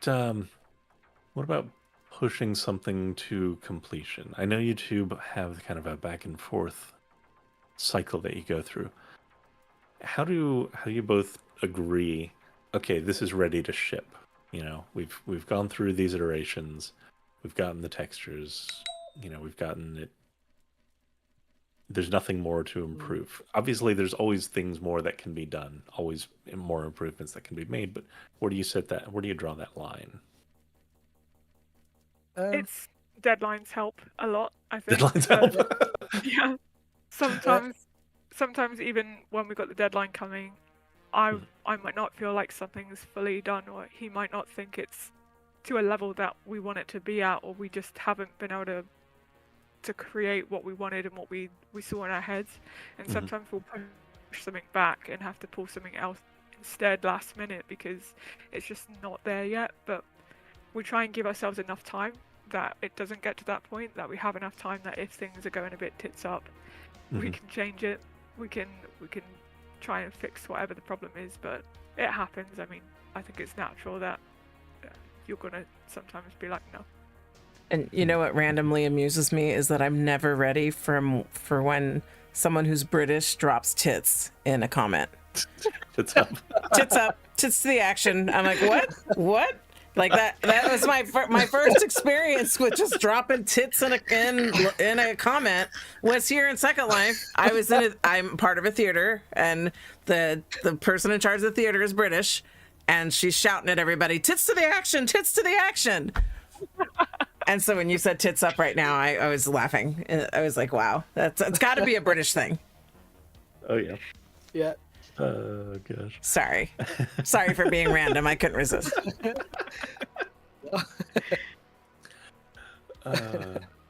That's valid. Deadlines definitely drive a project forward. Yeah, absolutely. What about this is probably more almost entirely for Kestrel. How do you decide which like how much bandwidth you all have and how to get involved with different events and such? How do you kind of establish your pipeline, so to speak, there? We've got I know events really drive your schedule, obviously. They really do. Some of them we've got that are set each month that we already know we're going to be in that month. And then there are some that come in that are like seasonal ones, like especially with Halloween, you'll get so many more in Halloween or around Valentine's Day and Christmas. You get some that only come every couple of months. So it's working out well in advance, and I think it's given ourselves enough time to know. So a lot of the times, if we get an invite, it will thankfully be a couple months before the actual event, so we'll be able to schedule it in advance. And we've got calendars on the wall on our platform with the balls on, so Krios is very aware of when things are and how much we've got each month. So it's trying to balance especially we try and give new events new chances if they come out, because everyone starts somewhere and we'd love to support new events, but we're also very familiar with certain people that make events and whether they're going to be successful for us and whether they're the right flavor of what we're looking for. So it's just balancing time versus the amount of events versus themes. And we know some months are definitely going to be busier than others, but it's trying to keep a happy medium with that. And you know, yeah, for he's sure. vanished. He's had the relog, but yeah, he said. And I think I'm still here, but the weekend events have been interesting for us because we were slow to pick them up, and a lot of people wanted to do the discount weekend events. And but I think they've been really good for us for being able to put out smaller items that sometimes are older items on discount, but sometimes we make a new item for it, and it's really fun to see people enjoy those and find them quite accessible, and to come in the store and enjoy the store. Yeah, it definitely drives traffic to the store. We one thing that kind of for us anyway, we always made it a point when we've covered Fliff and stuff in the past is to explicitly go to every store rather than just because you can just shop it on like the website and say I want to grab this, I want to grab this, I want to grab. But I always enjoy going to the stores and not just seeing the item, but kind of looking at the store itself, seeing whatever else it might have, as well as the presentation, which I gotta say, I really enjoy Krescendo's actual store style that you have put together. I've always really admired this look because from an actual layout perspective, super minimalistic. However, because of the way that you have the pillars, because of the like glowing like walkway, because of the accents on the walls and the kind of roughness, if you will, of some of the like way the corners are, where it gives it a very interesting aesthetic, and I always enjoy walking through this store. We really want to make it easy to shop. Which Yes, it does. It is. It really does. I like that it's not bound by walls, right? Like it's Second Life. Your store can look like whatever you want, and that's exactly what you did. Yeah. So. Yes. Yeah. This whole big room is just full of this category. Here's the big sign saying this is where it is, and you just go, right? Like, okay, cool, good. Bedrooms over here, right? Whatever. It also comes from, like you guys said, it could be anything really. It could be a building. It could be. When we first started, we bought somebody else's building, which was a lovely building. I still love it, but it didn't comply to the needs that we had. We have so many items. We've been creating for 10 years. The store doesn't have the oldest items we have. We needed to find a balance between what we want it to look like overall, but accessibility most of it. And I think that's something we accomplished. We debated, should we do it on the ground? Should we have natural ground and should we do it in the sky? It's like, why don't we just do it in the sky, do it open sky, let's not close it, because that will increase land impact of, like, if we have to do a roof, if we have to do the nice mesh beams and do all that, why don't we do something more open concept? And it's basically what we went for. And we have the initial entry space in which we decorated with nice like falling stars and little bits of this and that makes it look magical, and I guess that ties in with a bit of what Krescendo is too. But then we also have this very open, massive space, which I think it's easy to locate what you want, or at least to go through different corridors. It gives you a more structured way of looking for things rather than it being split into small rooms here and there. So definitely. And I also like the fact that you don't just have pictures of things out, but have the to the extent possible, have the actual models Yes. of the items rezzed out, because that can make or break, something. That is also something we together we agreed on, which was, if we want to just have a picture on a wall, that's marketplace. We people come to the store because they want to see the item. I want to bounce on the beds in world before I test them. Bounce on the beds. Yes. Yep. It's true though. Exactly. I do love that, and it's that by itself is also a balancing act, because when you're rezzing out everything, of course that's land impact. So I'm glad that you put it into the items and not just the building.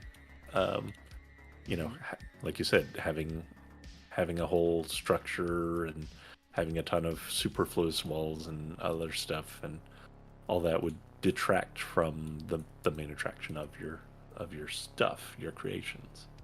Yeah. The main point, that's on the spot. That's exactly what it is. The main point is the items and the ability for people to find those items and to basically connect with what we have to offer.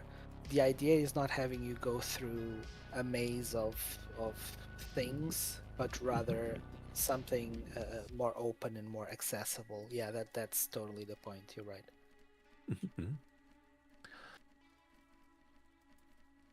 All right, so before I get to the last section of questions, I have something I want to ask to Krios specifically.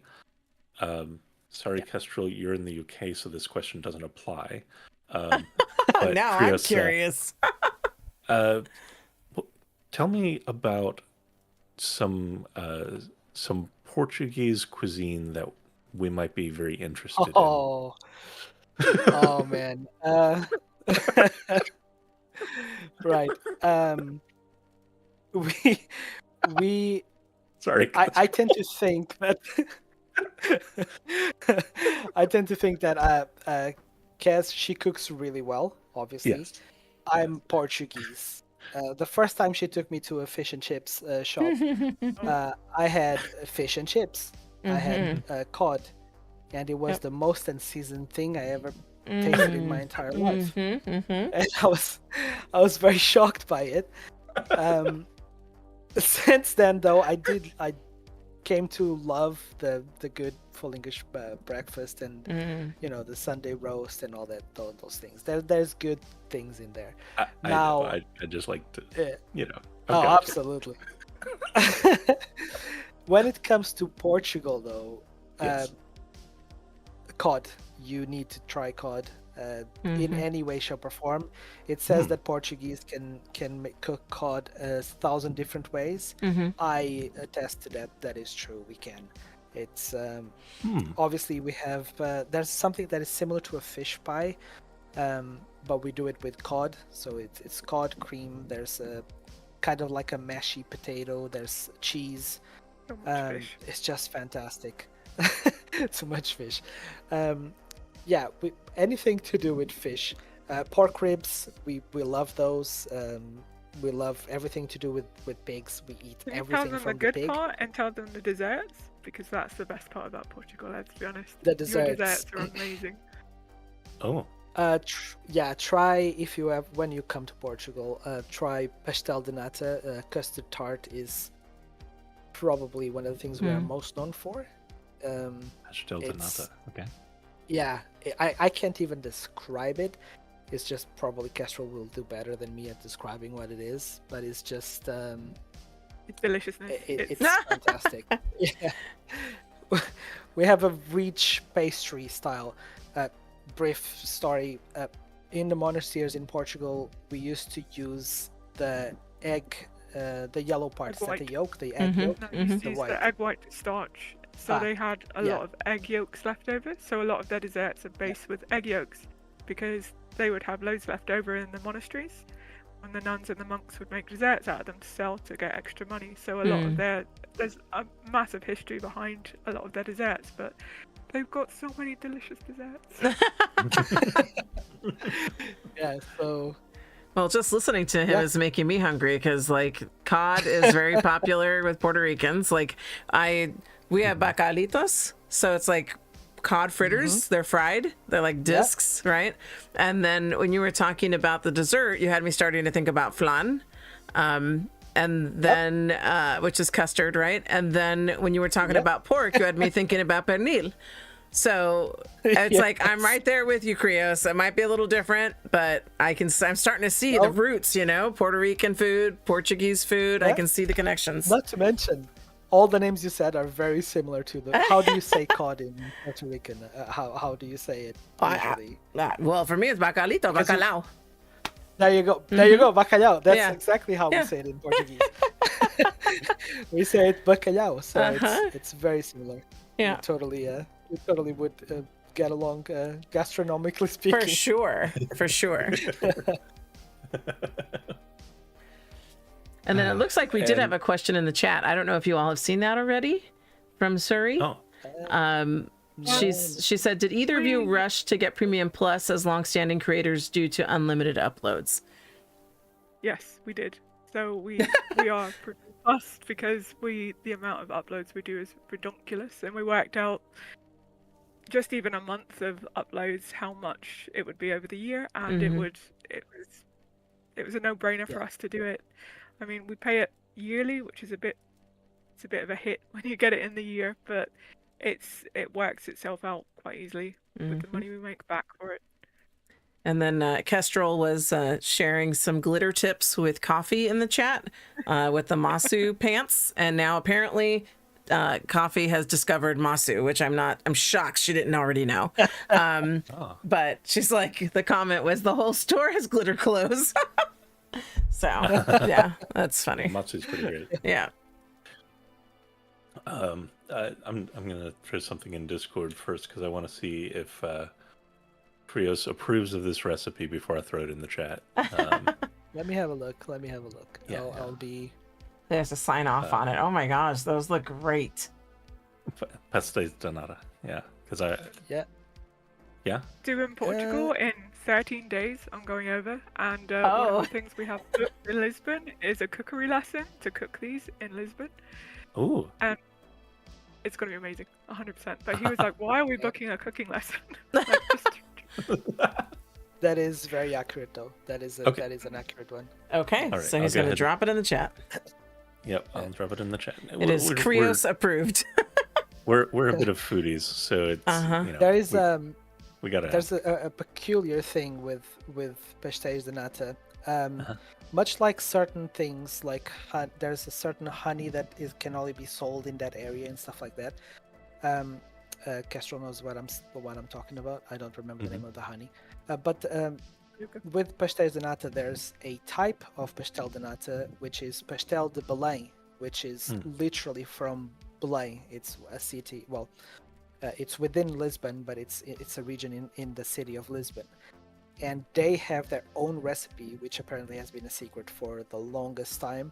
And you can go there, enjoy your pastel de Belém, not pastel de nata. It's the same thing, but it's not the same thing. And there's a whole thing. So any recipes that I see, I'm always like, yeah, can be a good pastel de nata, but it's not a pastel de Belém. So that's a good interesting. Because people sell them when they sell them in the shop. They have a special container, so you can take multiple ones of them. Yes. I like how Kestrel knows this. Yeah, we've gotta get our there. skill box. Yeah. And she's also going in 13 days. Someone's not counting. Definitely not counting down. Fantastic. Thank you for that. Krescendo, where do you see things going, like, over the next say, year to 5 years? Obviously, you're going to be continuing to create, but do you foresee anything changing, especially with, like, Kestrel moving closer down there? Do you think that's going to adjust your capacity or alter things here in Second Life in any way? I think that down the line, it will become, once we are actually working in the same office, we can make it so much easier. It will be so much easier to create. Maybe we can argue a bit more if we're sitting in the same room for the amount of time we work together. But for sure, there's some things we need to consider. But absolutely, it will be the goal is to maintain, to create. It'll be a lot more, quicker to swap, more to pass over files, things because we'll be in the same room. But yeah, I think it'll be good. It'll be good for our work-life balance as well, because being able to just go outside and walk around the farm and go see the animals, take a break, makes a big difference then. That's awesome. It sounds lovely when you say that, to go outside and walk around the farm. Yeah. Yeah. Get all the donkeys and the horses and Every time I'm there, something goes wrong and we end up adopting another animal, so... No more, I say. I veto adopting. But you have a farm. You have room for lots of animals, I bet. I know, Exactly. yes. But we already have lots of animals. Most of them are his fault. The cat was his fault. The stork was his fault. Wait. You said stork? Yeah, a baby stork got kicked out of the nest. Aww. And he couldn't leave it. He saw it and he's like, I'm like, you've got to do something. How many people have a stork? An actual stork? Well, in fairness, I don't have it. We actioned the right entities to know what to do in a circumstance, in a situation in which you need to release a stork. But yeah, we did that. We then what's the word? We sponsored it. They rehabilitated it. We sponsored it. And we funded it for while they taught it to be a big stork and to fly and to interact with other people. So I'll put a picture of it in chat. I love the way you said that, Kestrel. They taught it to be a big stork. There's a picture of the stork. Oh, okay. Let me see. Oh, wow. Okay. How do we share this with people? Oh, wait. I put it up on my other window. That's how I do it. You just have to. I was like, I'm just so entranced by this stork. I was like, I forgot how to OBS. Hang on a second. Okay, here we go. Stork coming up. All right, there's the stork. It's a cute stork. Wait, does that stork have a name? We called it Marge because we couldn't tell if it was male or female. And in the UK, there's a brand of margarine called Stork. With clear margarine. There you go. That's great. Aww. Wow. I can't imagine like finding that and like taking care of that for even a short time. Like, I don't know, stork just seems like cat. You're talking about a cat, and you're like cat, donkey, stork. I'm like, excuse me? Like, it he has a crow as well. He has a pet crow. Oh, wow. I love crows. He says my name. I shouldn't really, but it came from people, sadly, where I used to live. People tend to think that the animals are cute in cages. I disagree. But he was being kept in a very horrible condition, so we ended up basically rescuing / adopting. Too late for reintroduction, which is always the sad part about it. So because he can't fend for himself, he can't go hunt for food, etc. So I ended up with a crow. Oh, wait. So you shared a video too. I'm seeing now as I go back. So is this is I gotta show this. Hang on a second. All right, let me switch back. I was like, what? So this is you said it was Marge? Yeah. Marge being released. Okay, let me switch over to that. Okay, so here's the video. We got to work with this Portuguese rescue center, and they took really good care of it and reintroduced it to being wild again. And then they called me up, and for the release, and we went there and we released it back to Wow. Yeah. That's amazing. That is really amazing. Yeah. Well done. we love animals. We are deeply connected with You were animal that, heroes. They are animal heroes. I had no idea. Yeah. Yeah, I love this about you. At once. Yeah. Oh, we could go on and on about animals because But the this pictures, is the amount of pictures we have, everything is just crazy. But this is the beauty of doing these kind of interviews, right? Like, who knew when you stop at Krescendo that they're animal heroes and that they've had a hand in rehabilitating a stork? Who would have known that? Yeah. Do you have anything in your store that is stork related? Not No. yet. However, Not yet. Oh, Yeah. okay. So maybe on the horizon. Yep. I hope so. I know I can't ask Kestrel too many questions. I want my Marge fan item. That's right. Please do You know what? something That might Marge become a inspired. thing. I would love that. I want to Fair take enough. Fair enough. I want to take a Krescendo stork home to our farm. Yes. Okay. Yeah. We I feel like if we did it, any money we made off it, I would give back to the rescue because that rescue was absolutely amazing. It was so good. That's Let's do that. beautiful. I love Actually, that. absolutely. They were lovely. They took really good care of it. It was photo and- updates and video updates, which was Yeah. amazing. Yeah, Yes. it's an amazing. For if there's any Portuguese people listening, they are located in the zone of Sines, which is slightly south of Lisbon, and they are this amazing institution, CRASA, CRASSA, and they were just fantastic. They were very thoughtful, and they do that with so many animals. Any rescues you have, small birds, bigger animals, they take care of it. And I just couldn't say no to seeing that little fella off the nest. We had some difficulties trying to contact the number so the way you have to do it, at least in Portugal, is that you actually have to call the police.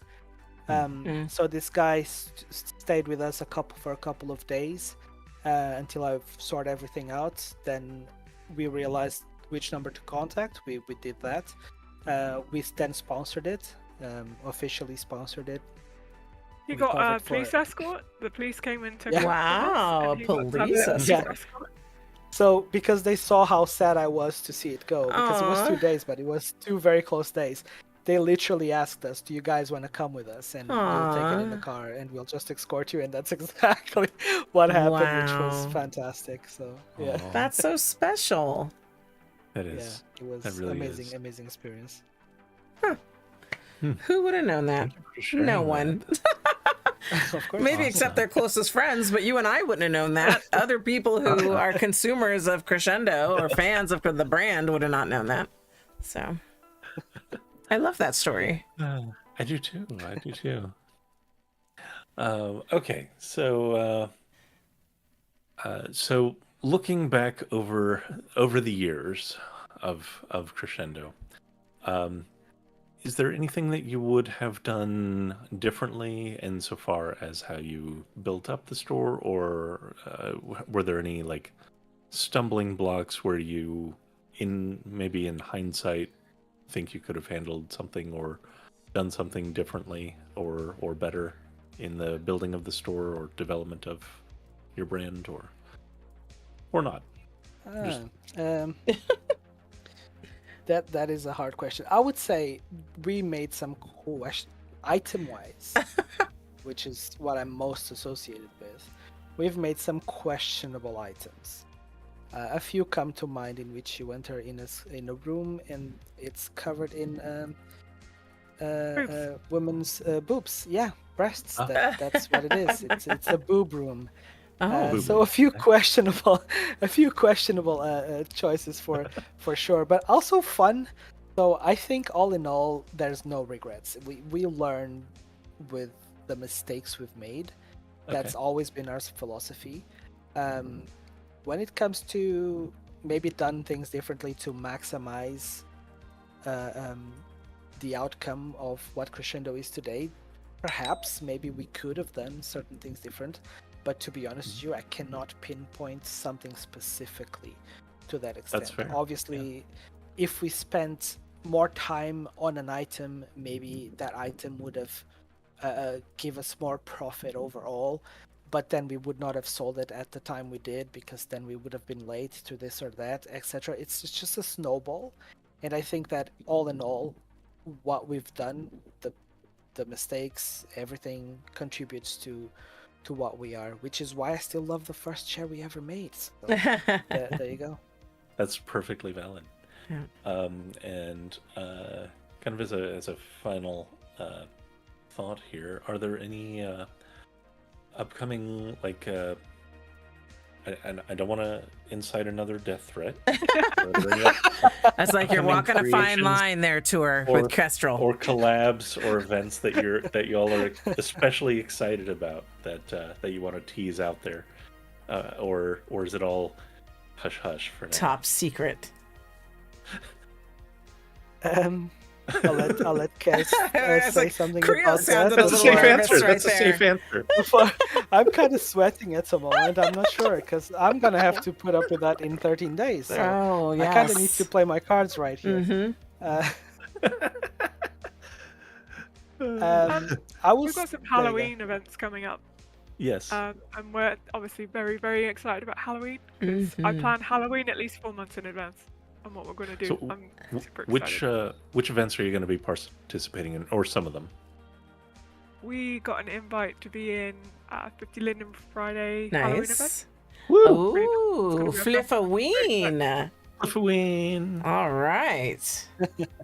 We love them. So, We love them. Yeah, super hyped about that. And then Yes. Satan Inc. Always amazing.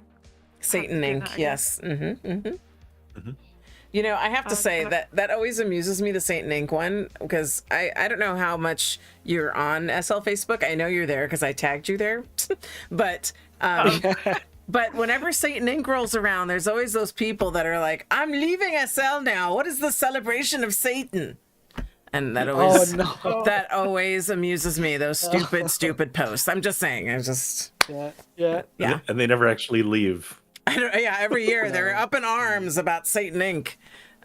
It's every time. I roll my eyes at those posts every time. And then there's always the people who respond to those posts with the perfect amount of like insult and sarcasm that I'm like, yes, well done. Right? It's like, come on now. Come on. Yeah. Anyway, sorry to interrupt your list of events. Please continue. Okay, I tend to find if you probably need to tell me that you're leaving something, you're probably not leaving. Right? Yeah. Yeah. Yep. It's true. Mm-hmm. And then, I think after that's Christmas. And Christmas is obviously my second favorite time. And then of do year. you do Santa Inc.? We do Santa Inc. Yes. Yeah, everyone loves that one, but heaven forbid Satan Inc. Okay. The names are so close, though. The names are so close. Right? They It's are. the It's a same. slight shift It's of a the letter. same production company. So they do both. They probably do more than that, but those are the two that stand out to me from that particular organization. Yeah. Yep. Oh, right, Cupid. There you go. See, there's more. It's the Inks. They do those. Yeah. Yeah. I think it's just a matter of perspective, and some people can be really strict about the word Satan. And Yeah, it's ridiculous. which I guess I respect it. It's just you don't need to. If you don't like something, you don't need to. Put Exactly. It out there. Exactly. Yeah. There's plenty I don't like, but I'm not on SL Facebook spouting off about it. Exactly. Yeah. Yes. Yeah. Couldn't agree more. Exactly. Yeah. And Suri knows exactly. She already called it out in the chat. She's like, "Is it novel events? That's the organizers behind the Inks." Yeah, Oh, there you go. Mm-hmm. Yeah. yeah, those are great ones. They're fun. Even the Satan one, I should say, especially the Satan one. Sorry. Well, is there anything else that you all would like to either mention about yourselves, or, for that matter, anything you want to ask us for some reason? Wait, are we turning the tables? Yeah. Let's turn this back around. We can be the interviewers. We are Go, now the Kestrel, interviewers. ask all those questions. Let me get my list and my spreadsheet. 2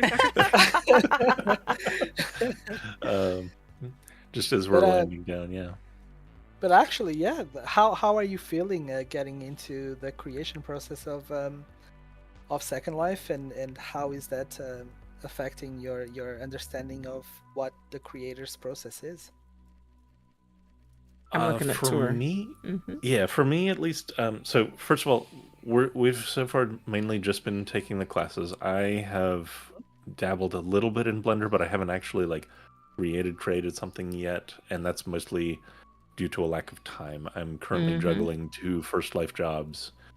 As soon as I get some things to cool down, I should have more time in SL again. But that said, it is still very kind of elucidating about what all goes into creations, and I'm also understanding a little bit better. One thing that's going to be, I'm going to try not to be too annoying about it, but something I was already hyper aware of because of my background doing prim creation was kind of zeroing in on how things are linked together, how different faces are cut, how the textures wrap across those faces, especially insofar as making an item readily moddable. And now knowing kind of how to do that in Blender, I'm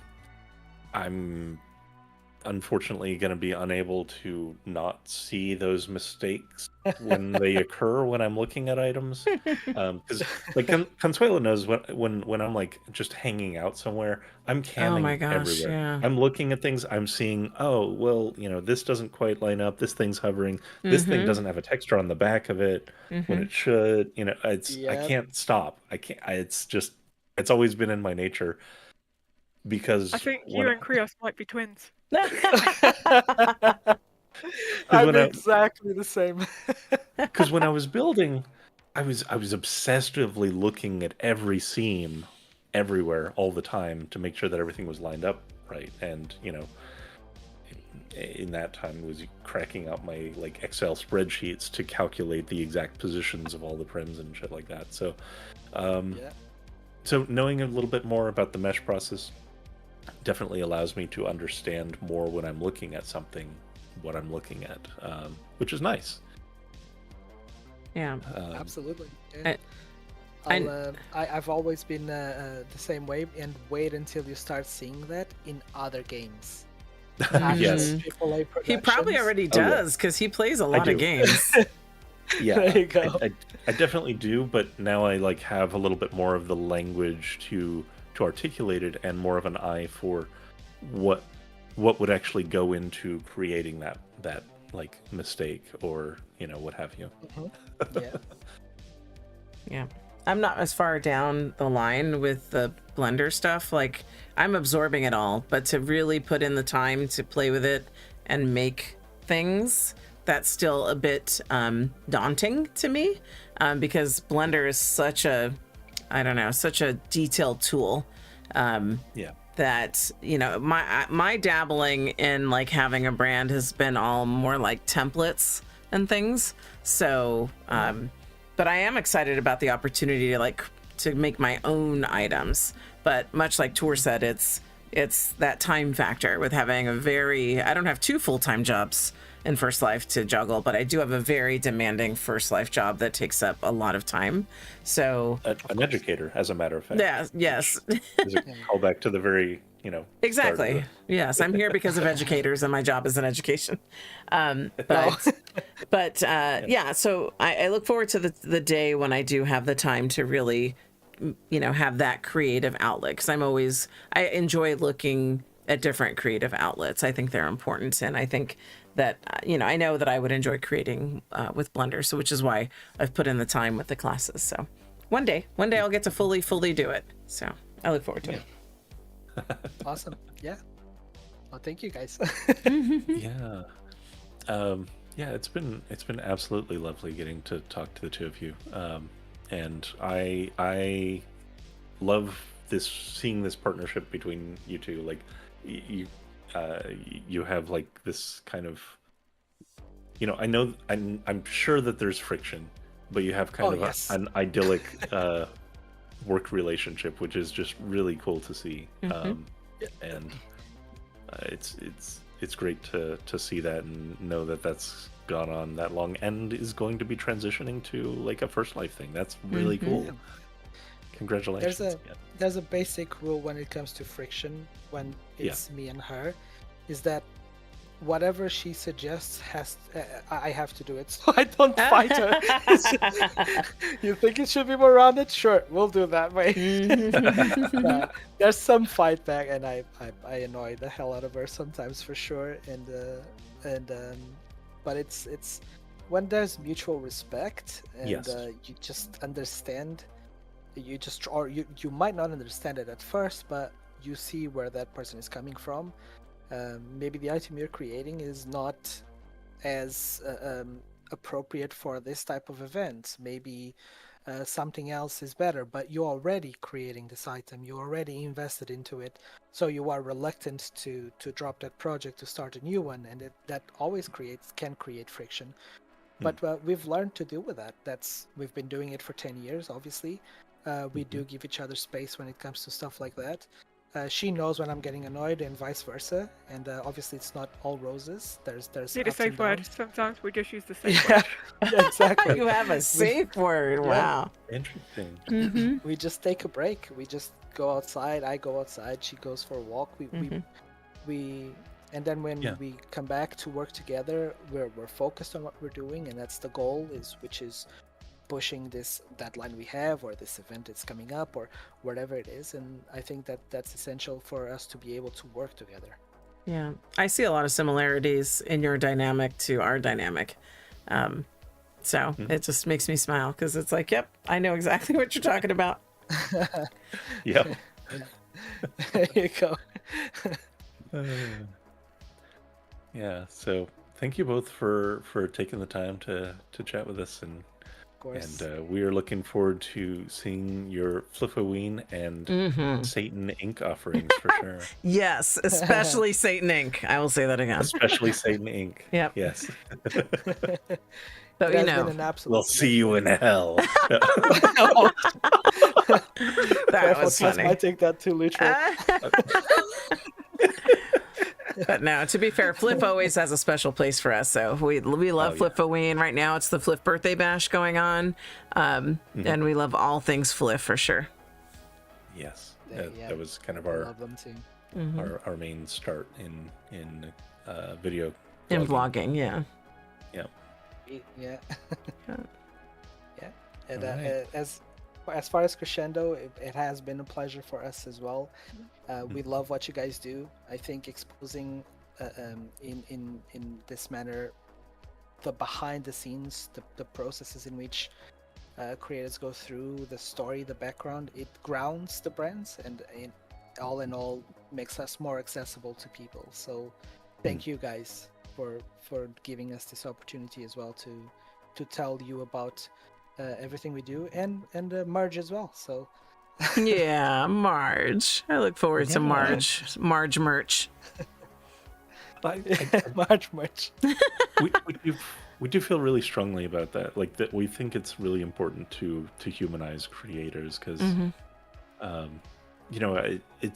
it's too easy for us consumers just to shake your fist at like a brand when it's just a brand, because you don't think of it as the creative minds and energy and lives behind every vertex and texture that gets created for your enjoyment. But yeah, there's a story there, and I think that's it's beautiful to get to know that. So Kestrel, do you have any parting words before we wrap up? Do you know what? Put me on the spot then. I panicked. No. I just wanted to make sure you had your moment, because, we'll roll to a close, and I didn't want you to miss your opportunity. I'm not trying to put you on the spot. Keep calm and carry on. Thank you both very much for giving us an interview and giving us a chance to talk about the brand. It's the first time we've ever actually done this and been able to sit down and talk about it together out loud and we obviously feel really passionate about what we do, about being able to create in Second Life, and about sharing everything, and about how awesome Second Life is, because even after all this time we still find communities and things that we love, and I think that's really important to show people that we're human, but we also love Second Life, and we love everything we do.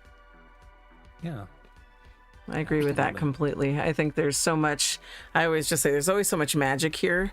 I've never gotten bored of Second Life, and I know I might be in the minority of people, but because I definitely see people on their SL Facebooks going on again.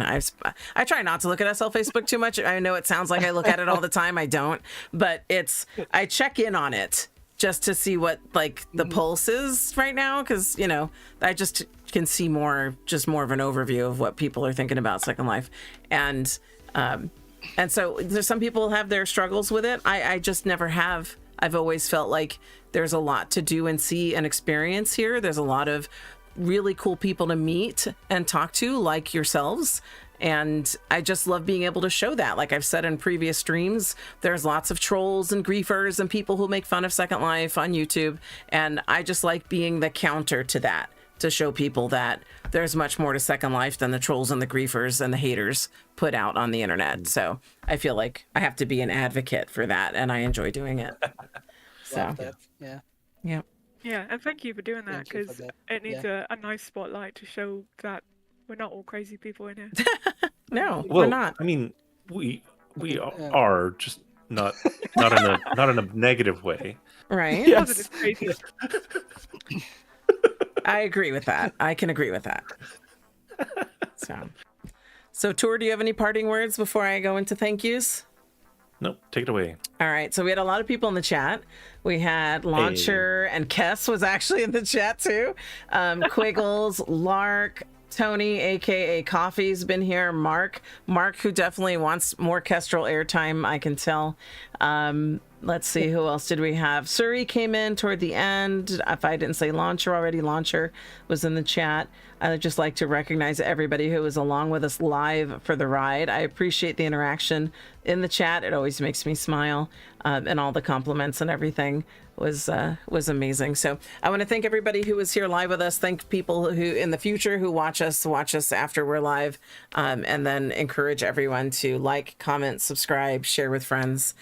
We still owe the people a Speedo tour, and we're on our way to owing them a second one. You might have to live in a Speedo at this point. So it's, and I don't know if Kestrel and Krios know the story of that, but every time we get 100 subs, that's a Speedo moment. I don't think Tour ever officially agreed to this. It just became a thing. It's actually, I think you're the one who put it out there. Well, so no, you started saying, I want you to wear this Speedo. We were shopping. I love Tour in a Speedo. I'm just saying. You're like, I want you to wear this. I'm like, okay. We can't just give it away for free. Right. We wait. If we get 100 subs, I'll wear it. Yep. And I heard that for every 100 subs. Every 100, yeah. So oh no. So he's been in a Speedo at least 4 times for this channel, and now he owes a 5th and is about to owe a 6th. So so we always he either will. I've told him he doesn't need to come to these interviews in a Speedo because I don't want to do that to him. But at this point, he might have to if he doesn't catch up on the Speedos. No, we're gonna do it. We're gonna do it. So. Yeah, because he would flip in a Speedo. He'd do the whole shopping thing in a Speedo. So I did. There you go. We might that, and then we moved away from that, and now we're falling behind on the Speedos. So we'll have to get creative. So I feel like in honor of coffee, maybe it should be Speedos and glitter next time. Oh yes, Kestrel. I love this. I can get buddy glitter to go with yes, my he Speedo. can. In honor of coffee and the glitter. Yes, I'm sure coffee would approve. So. Yes. Okay. So that was my thank yous. Take it away, Tor. And we'll see you in the next one. No, start again. Do that better. You can do it better. I'll do the lead up again. And I want to thank everyone for any amount of time they spend with us. Please like, comment, subscribe, and share with friends. And we'll see you in the next one. Well done.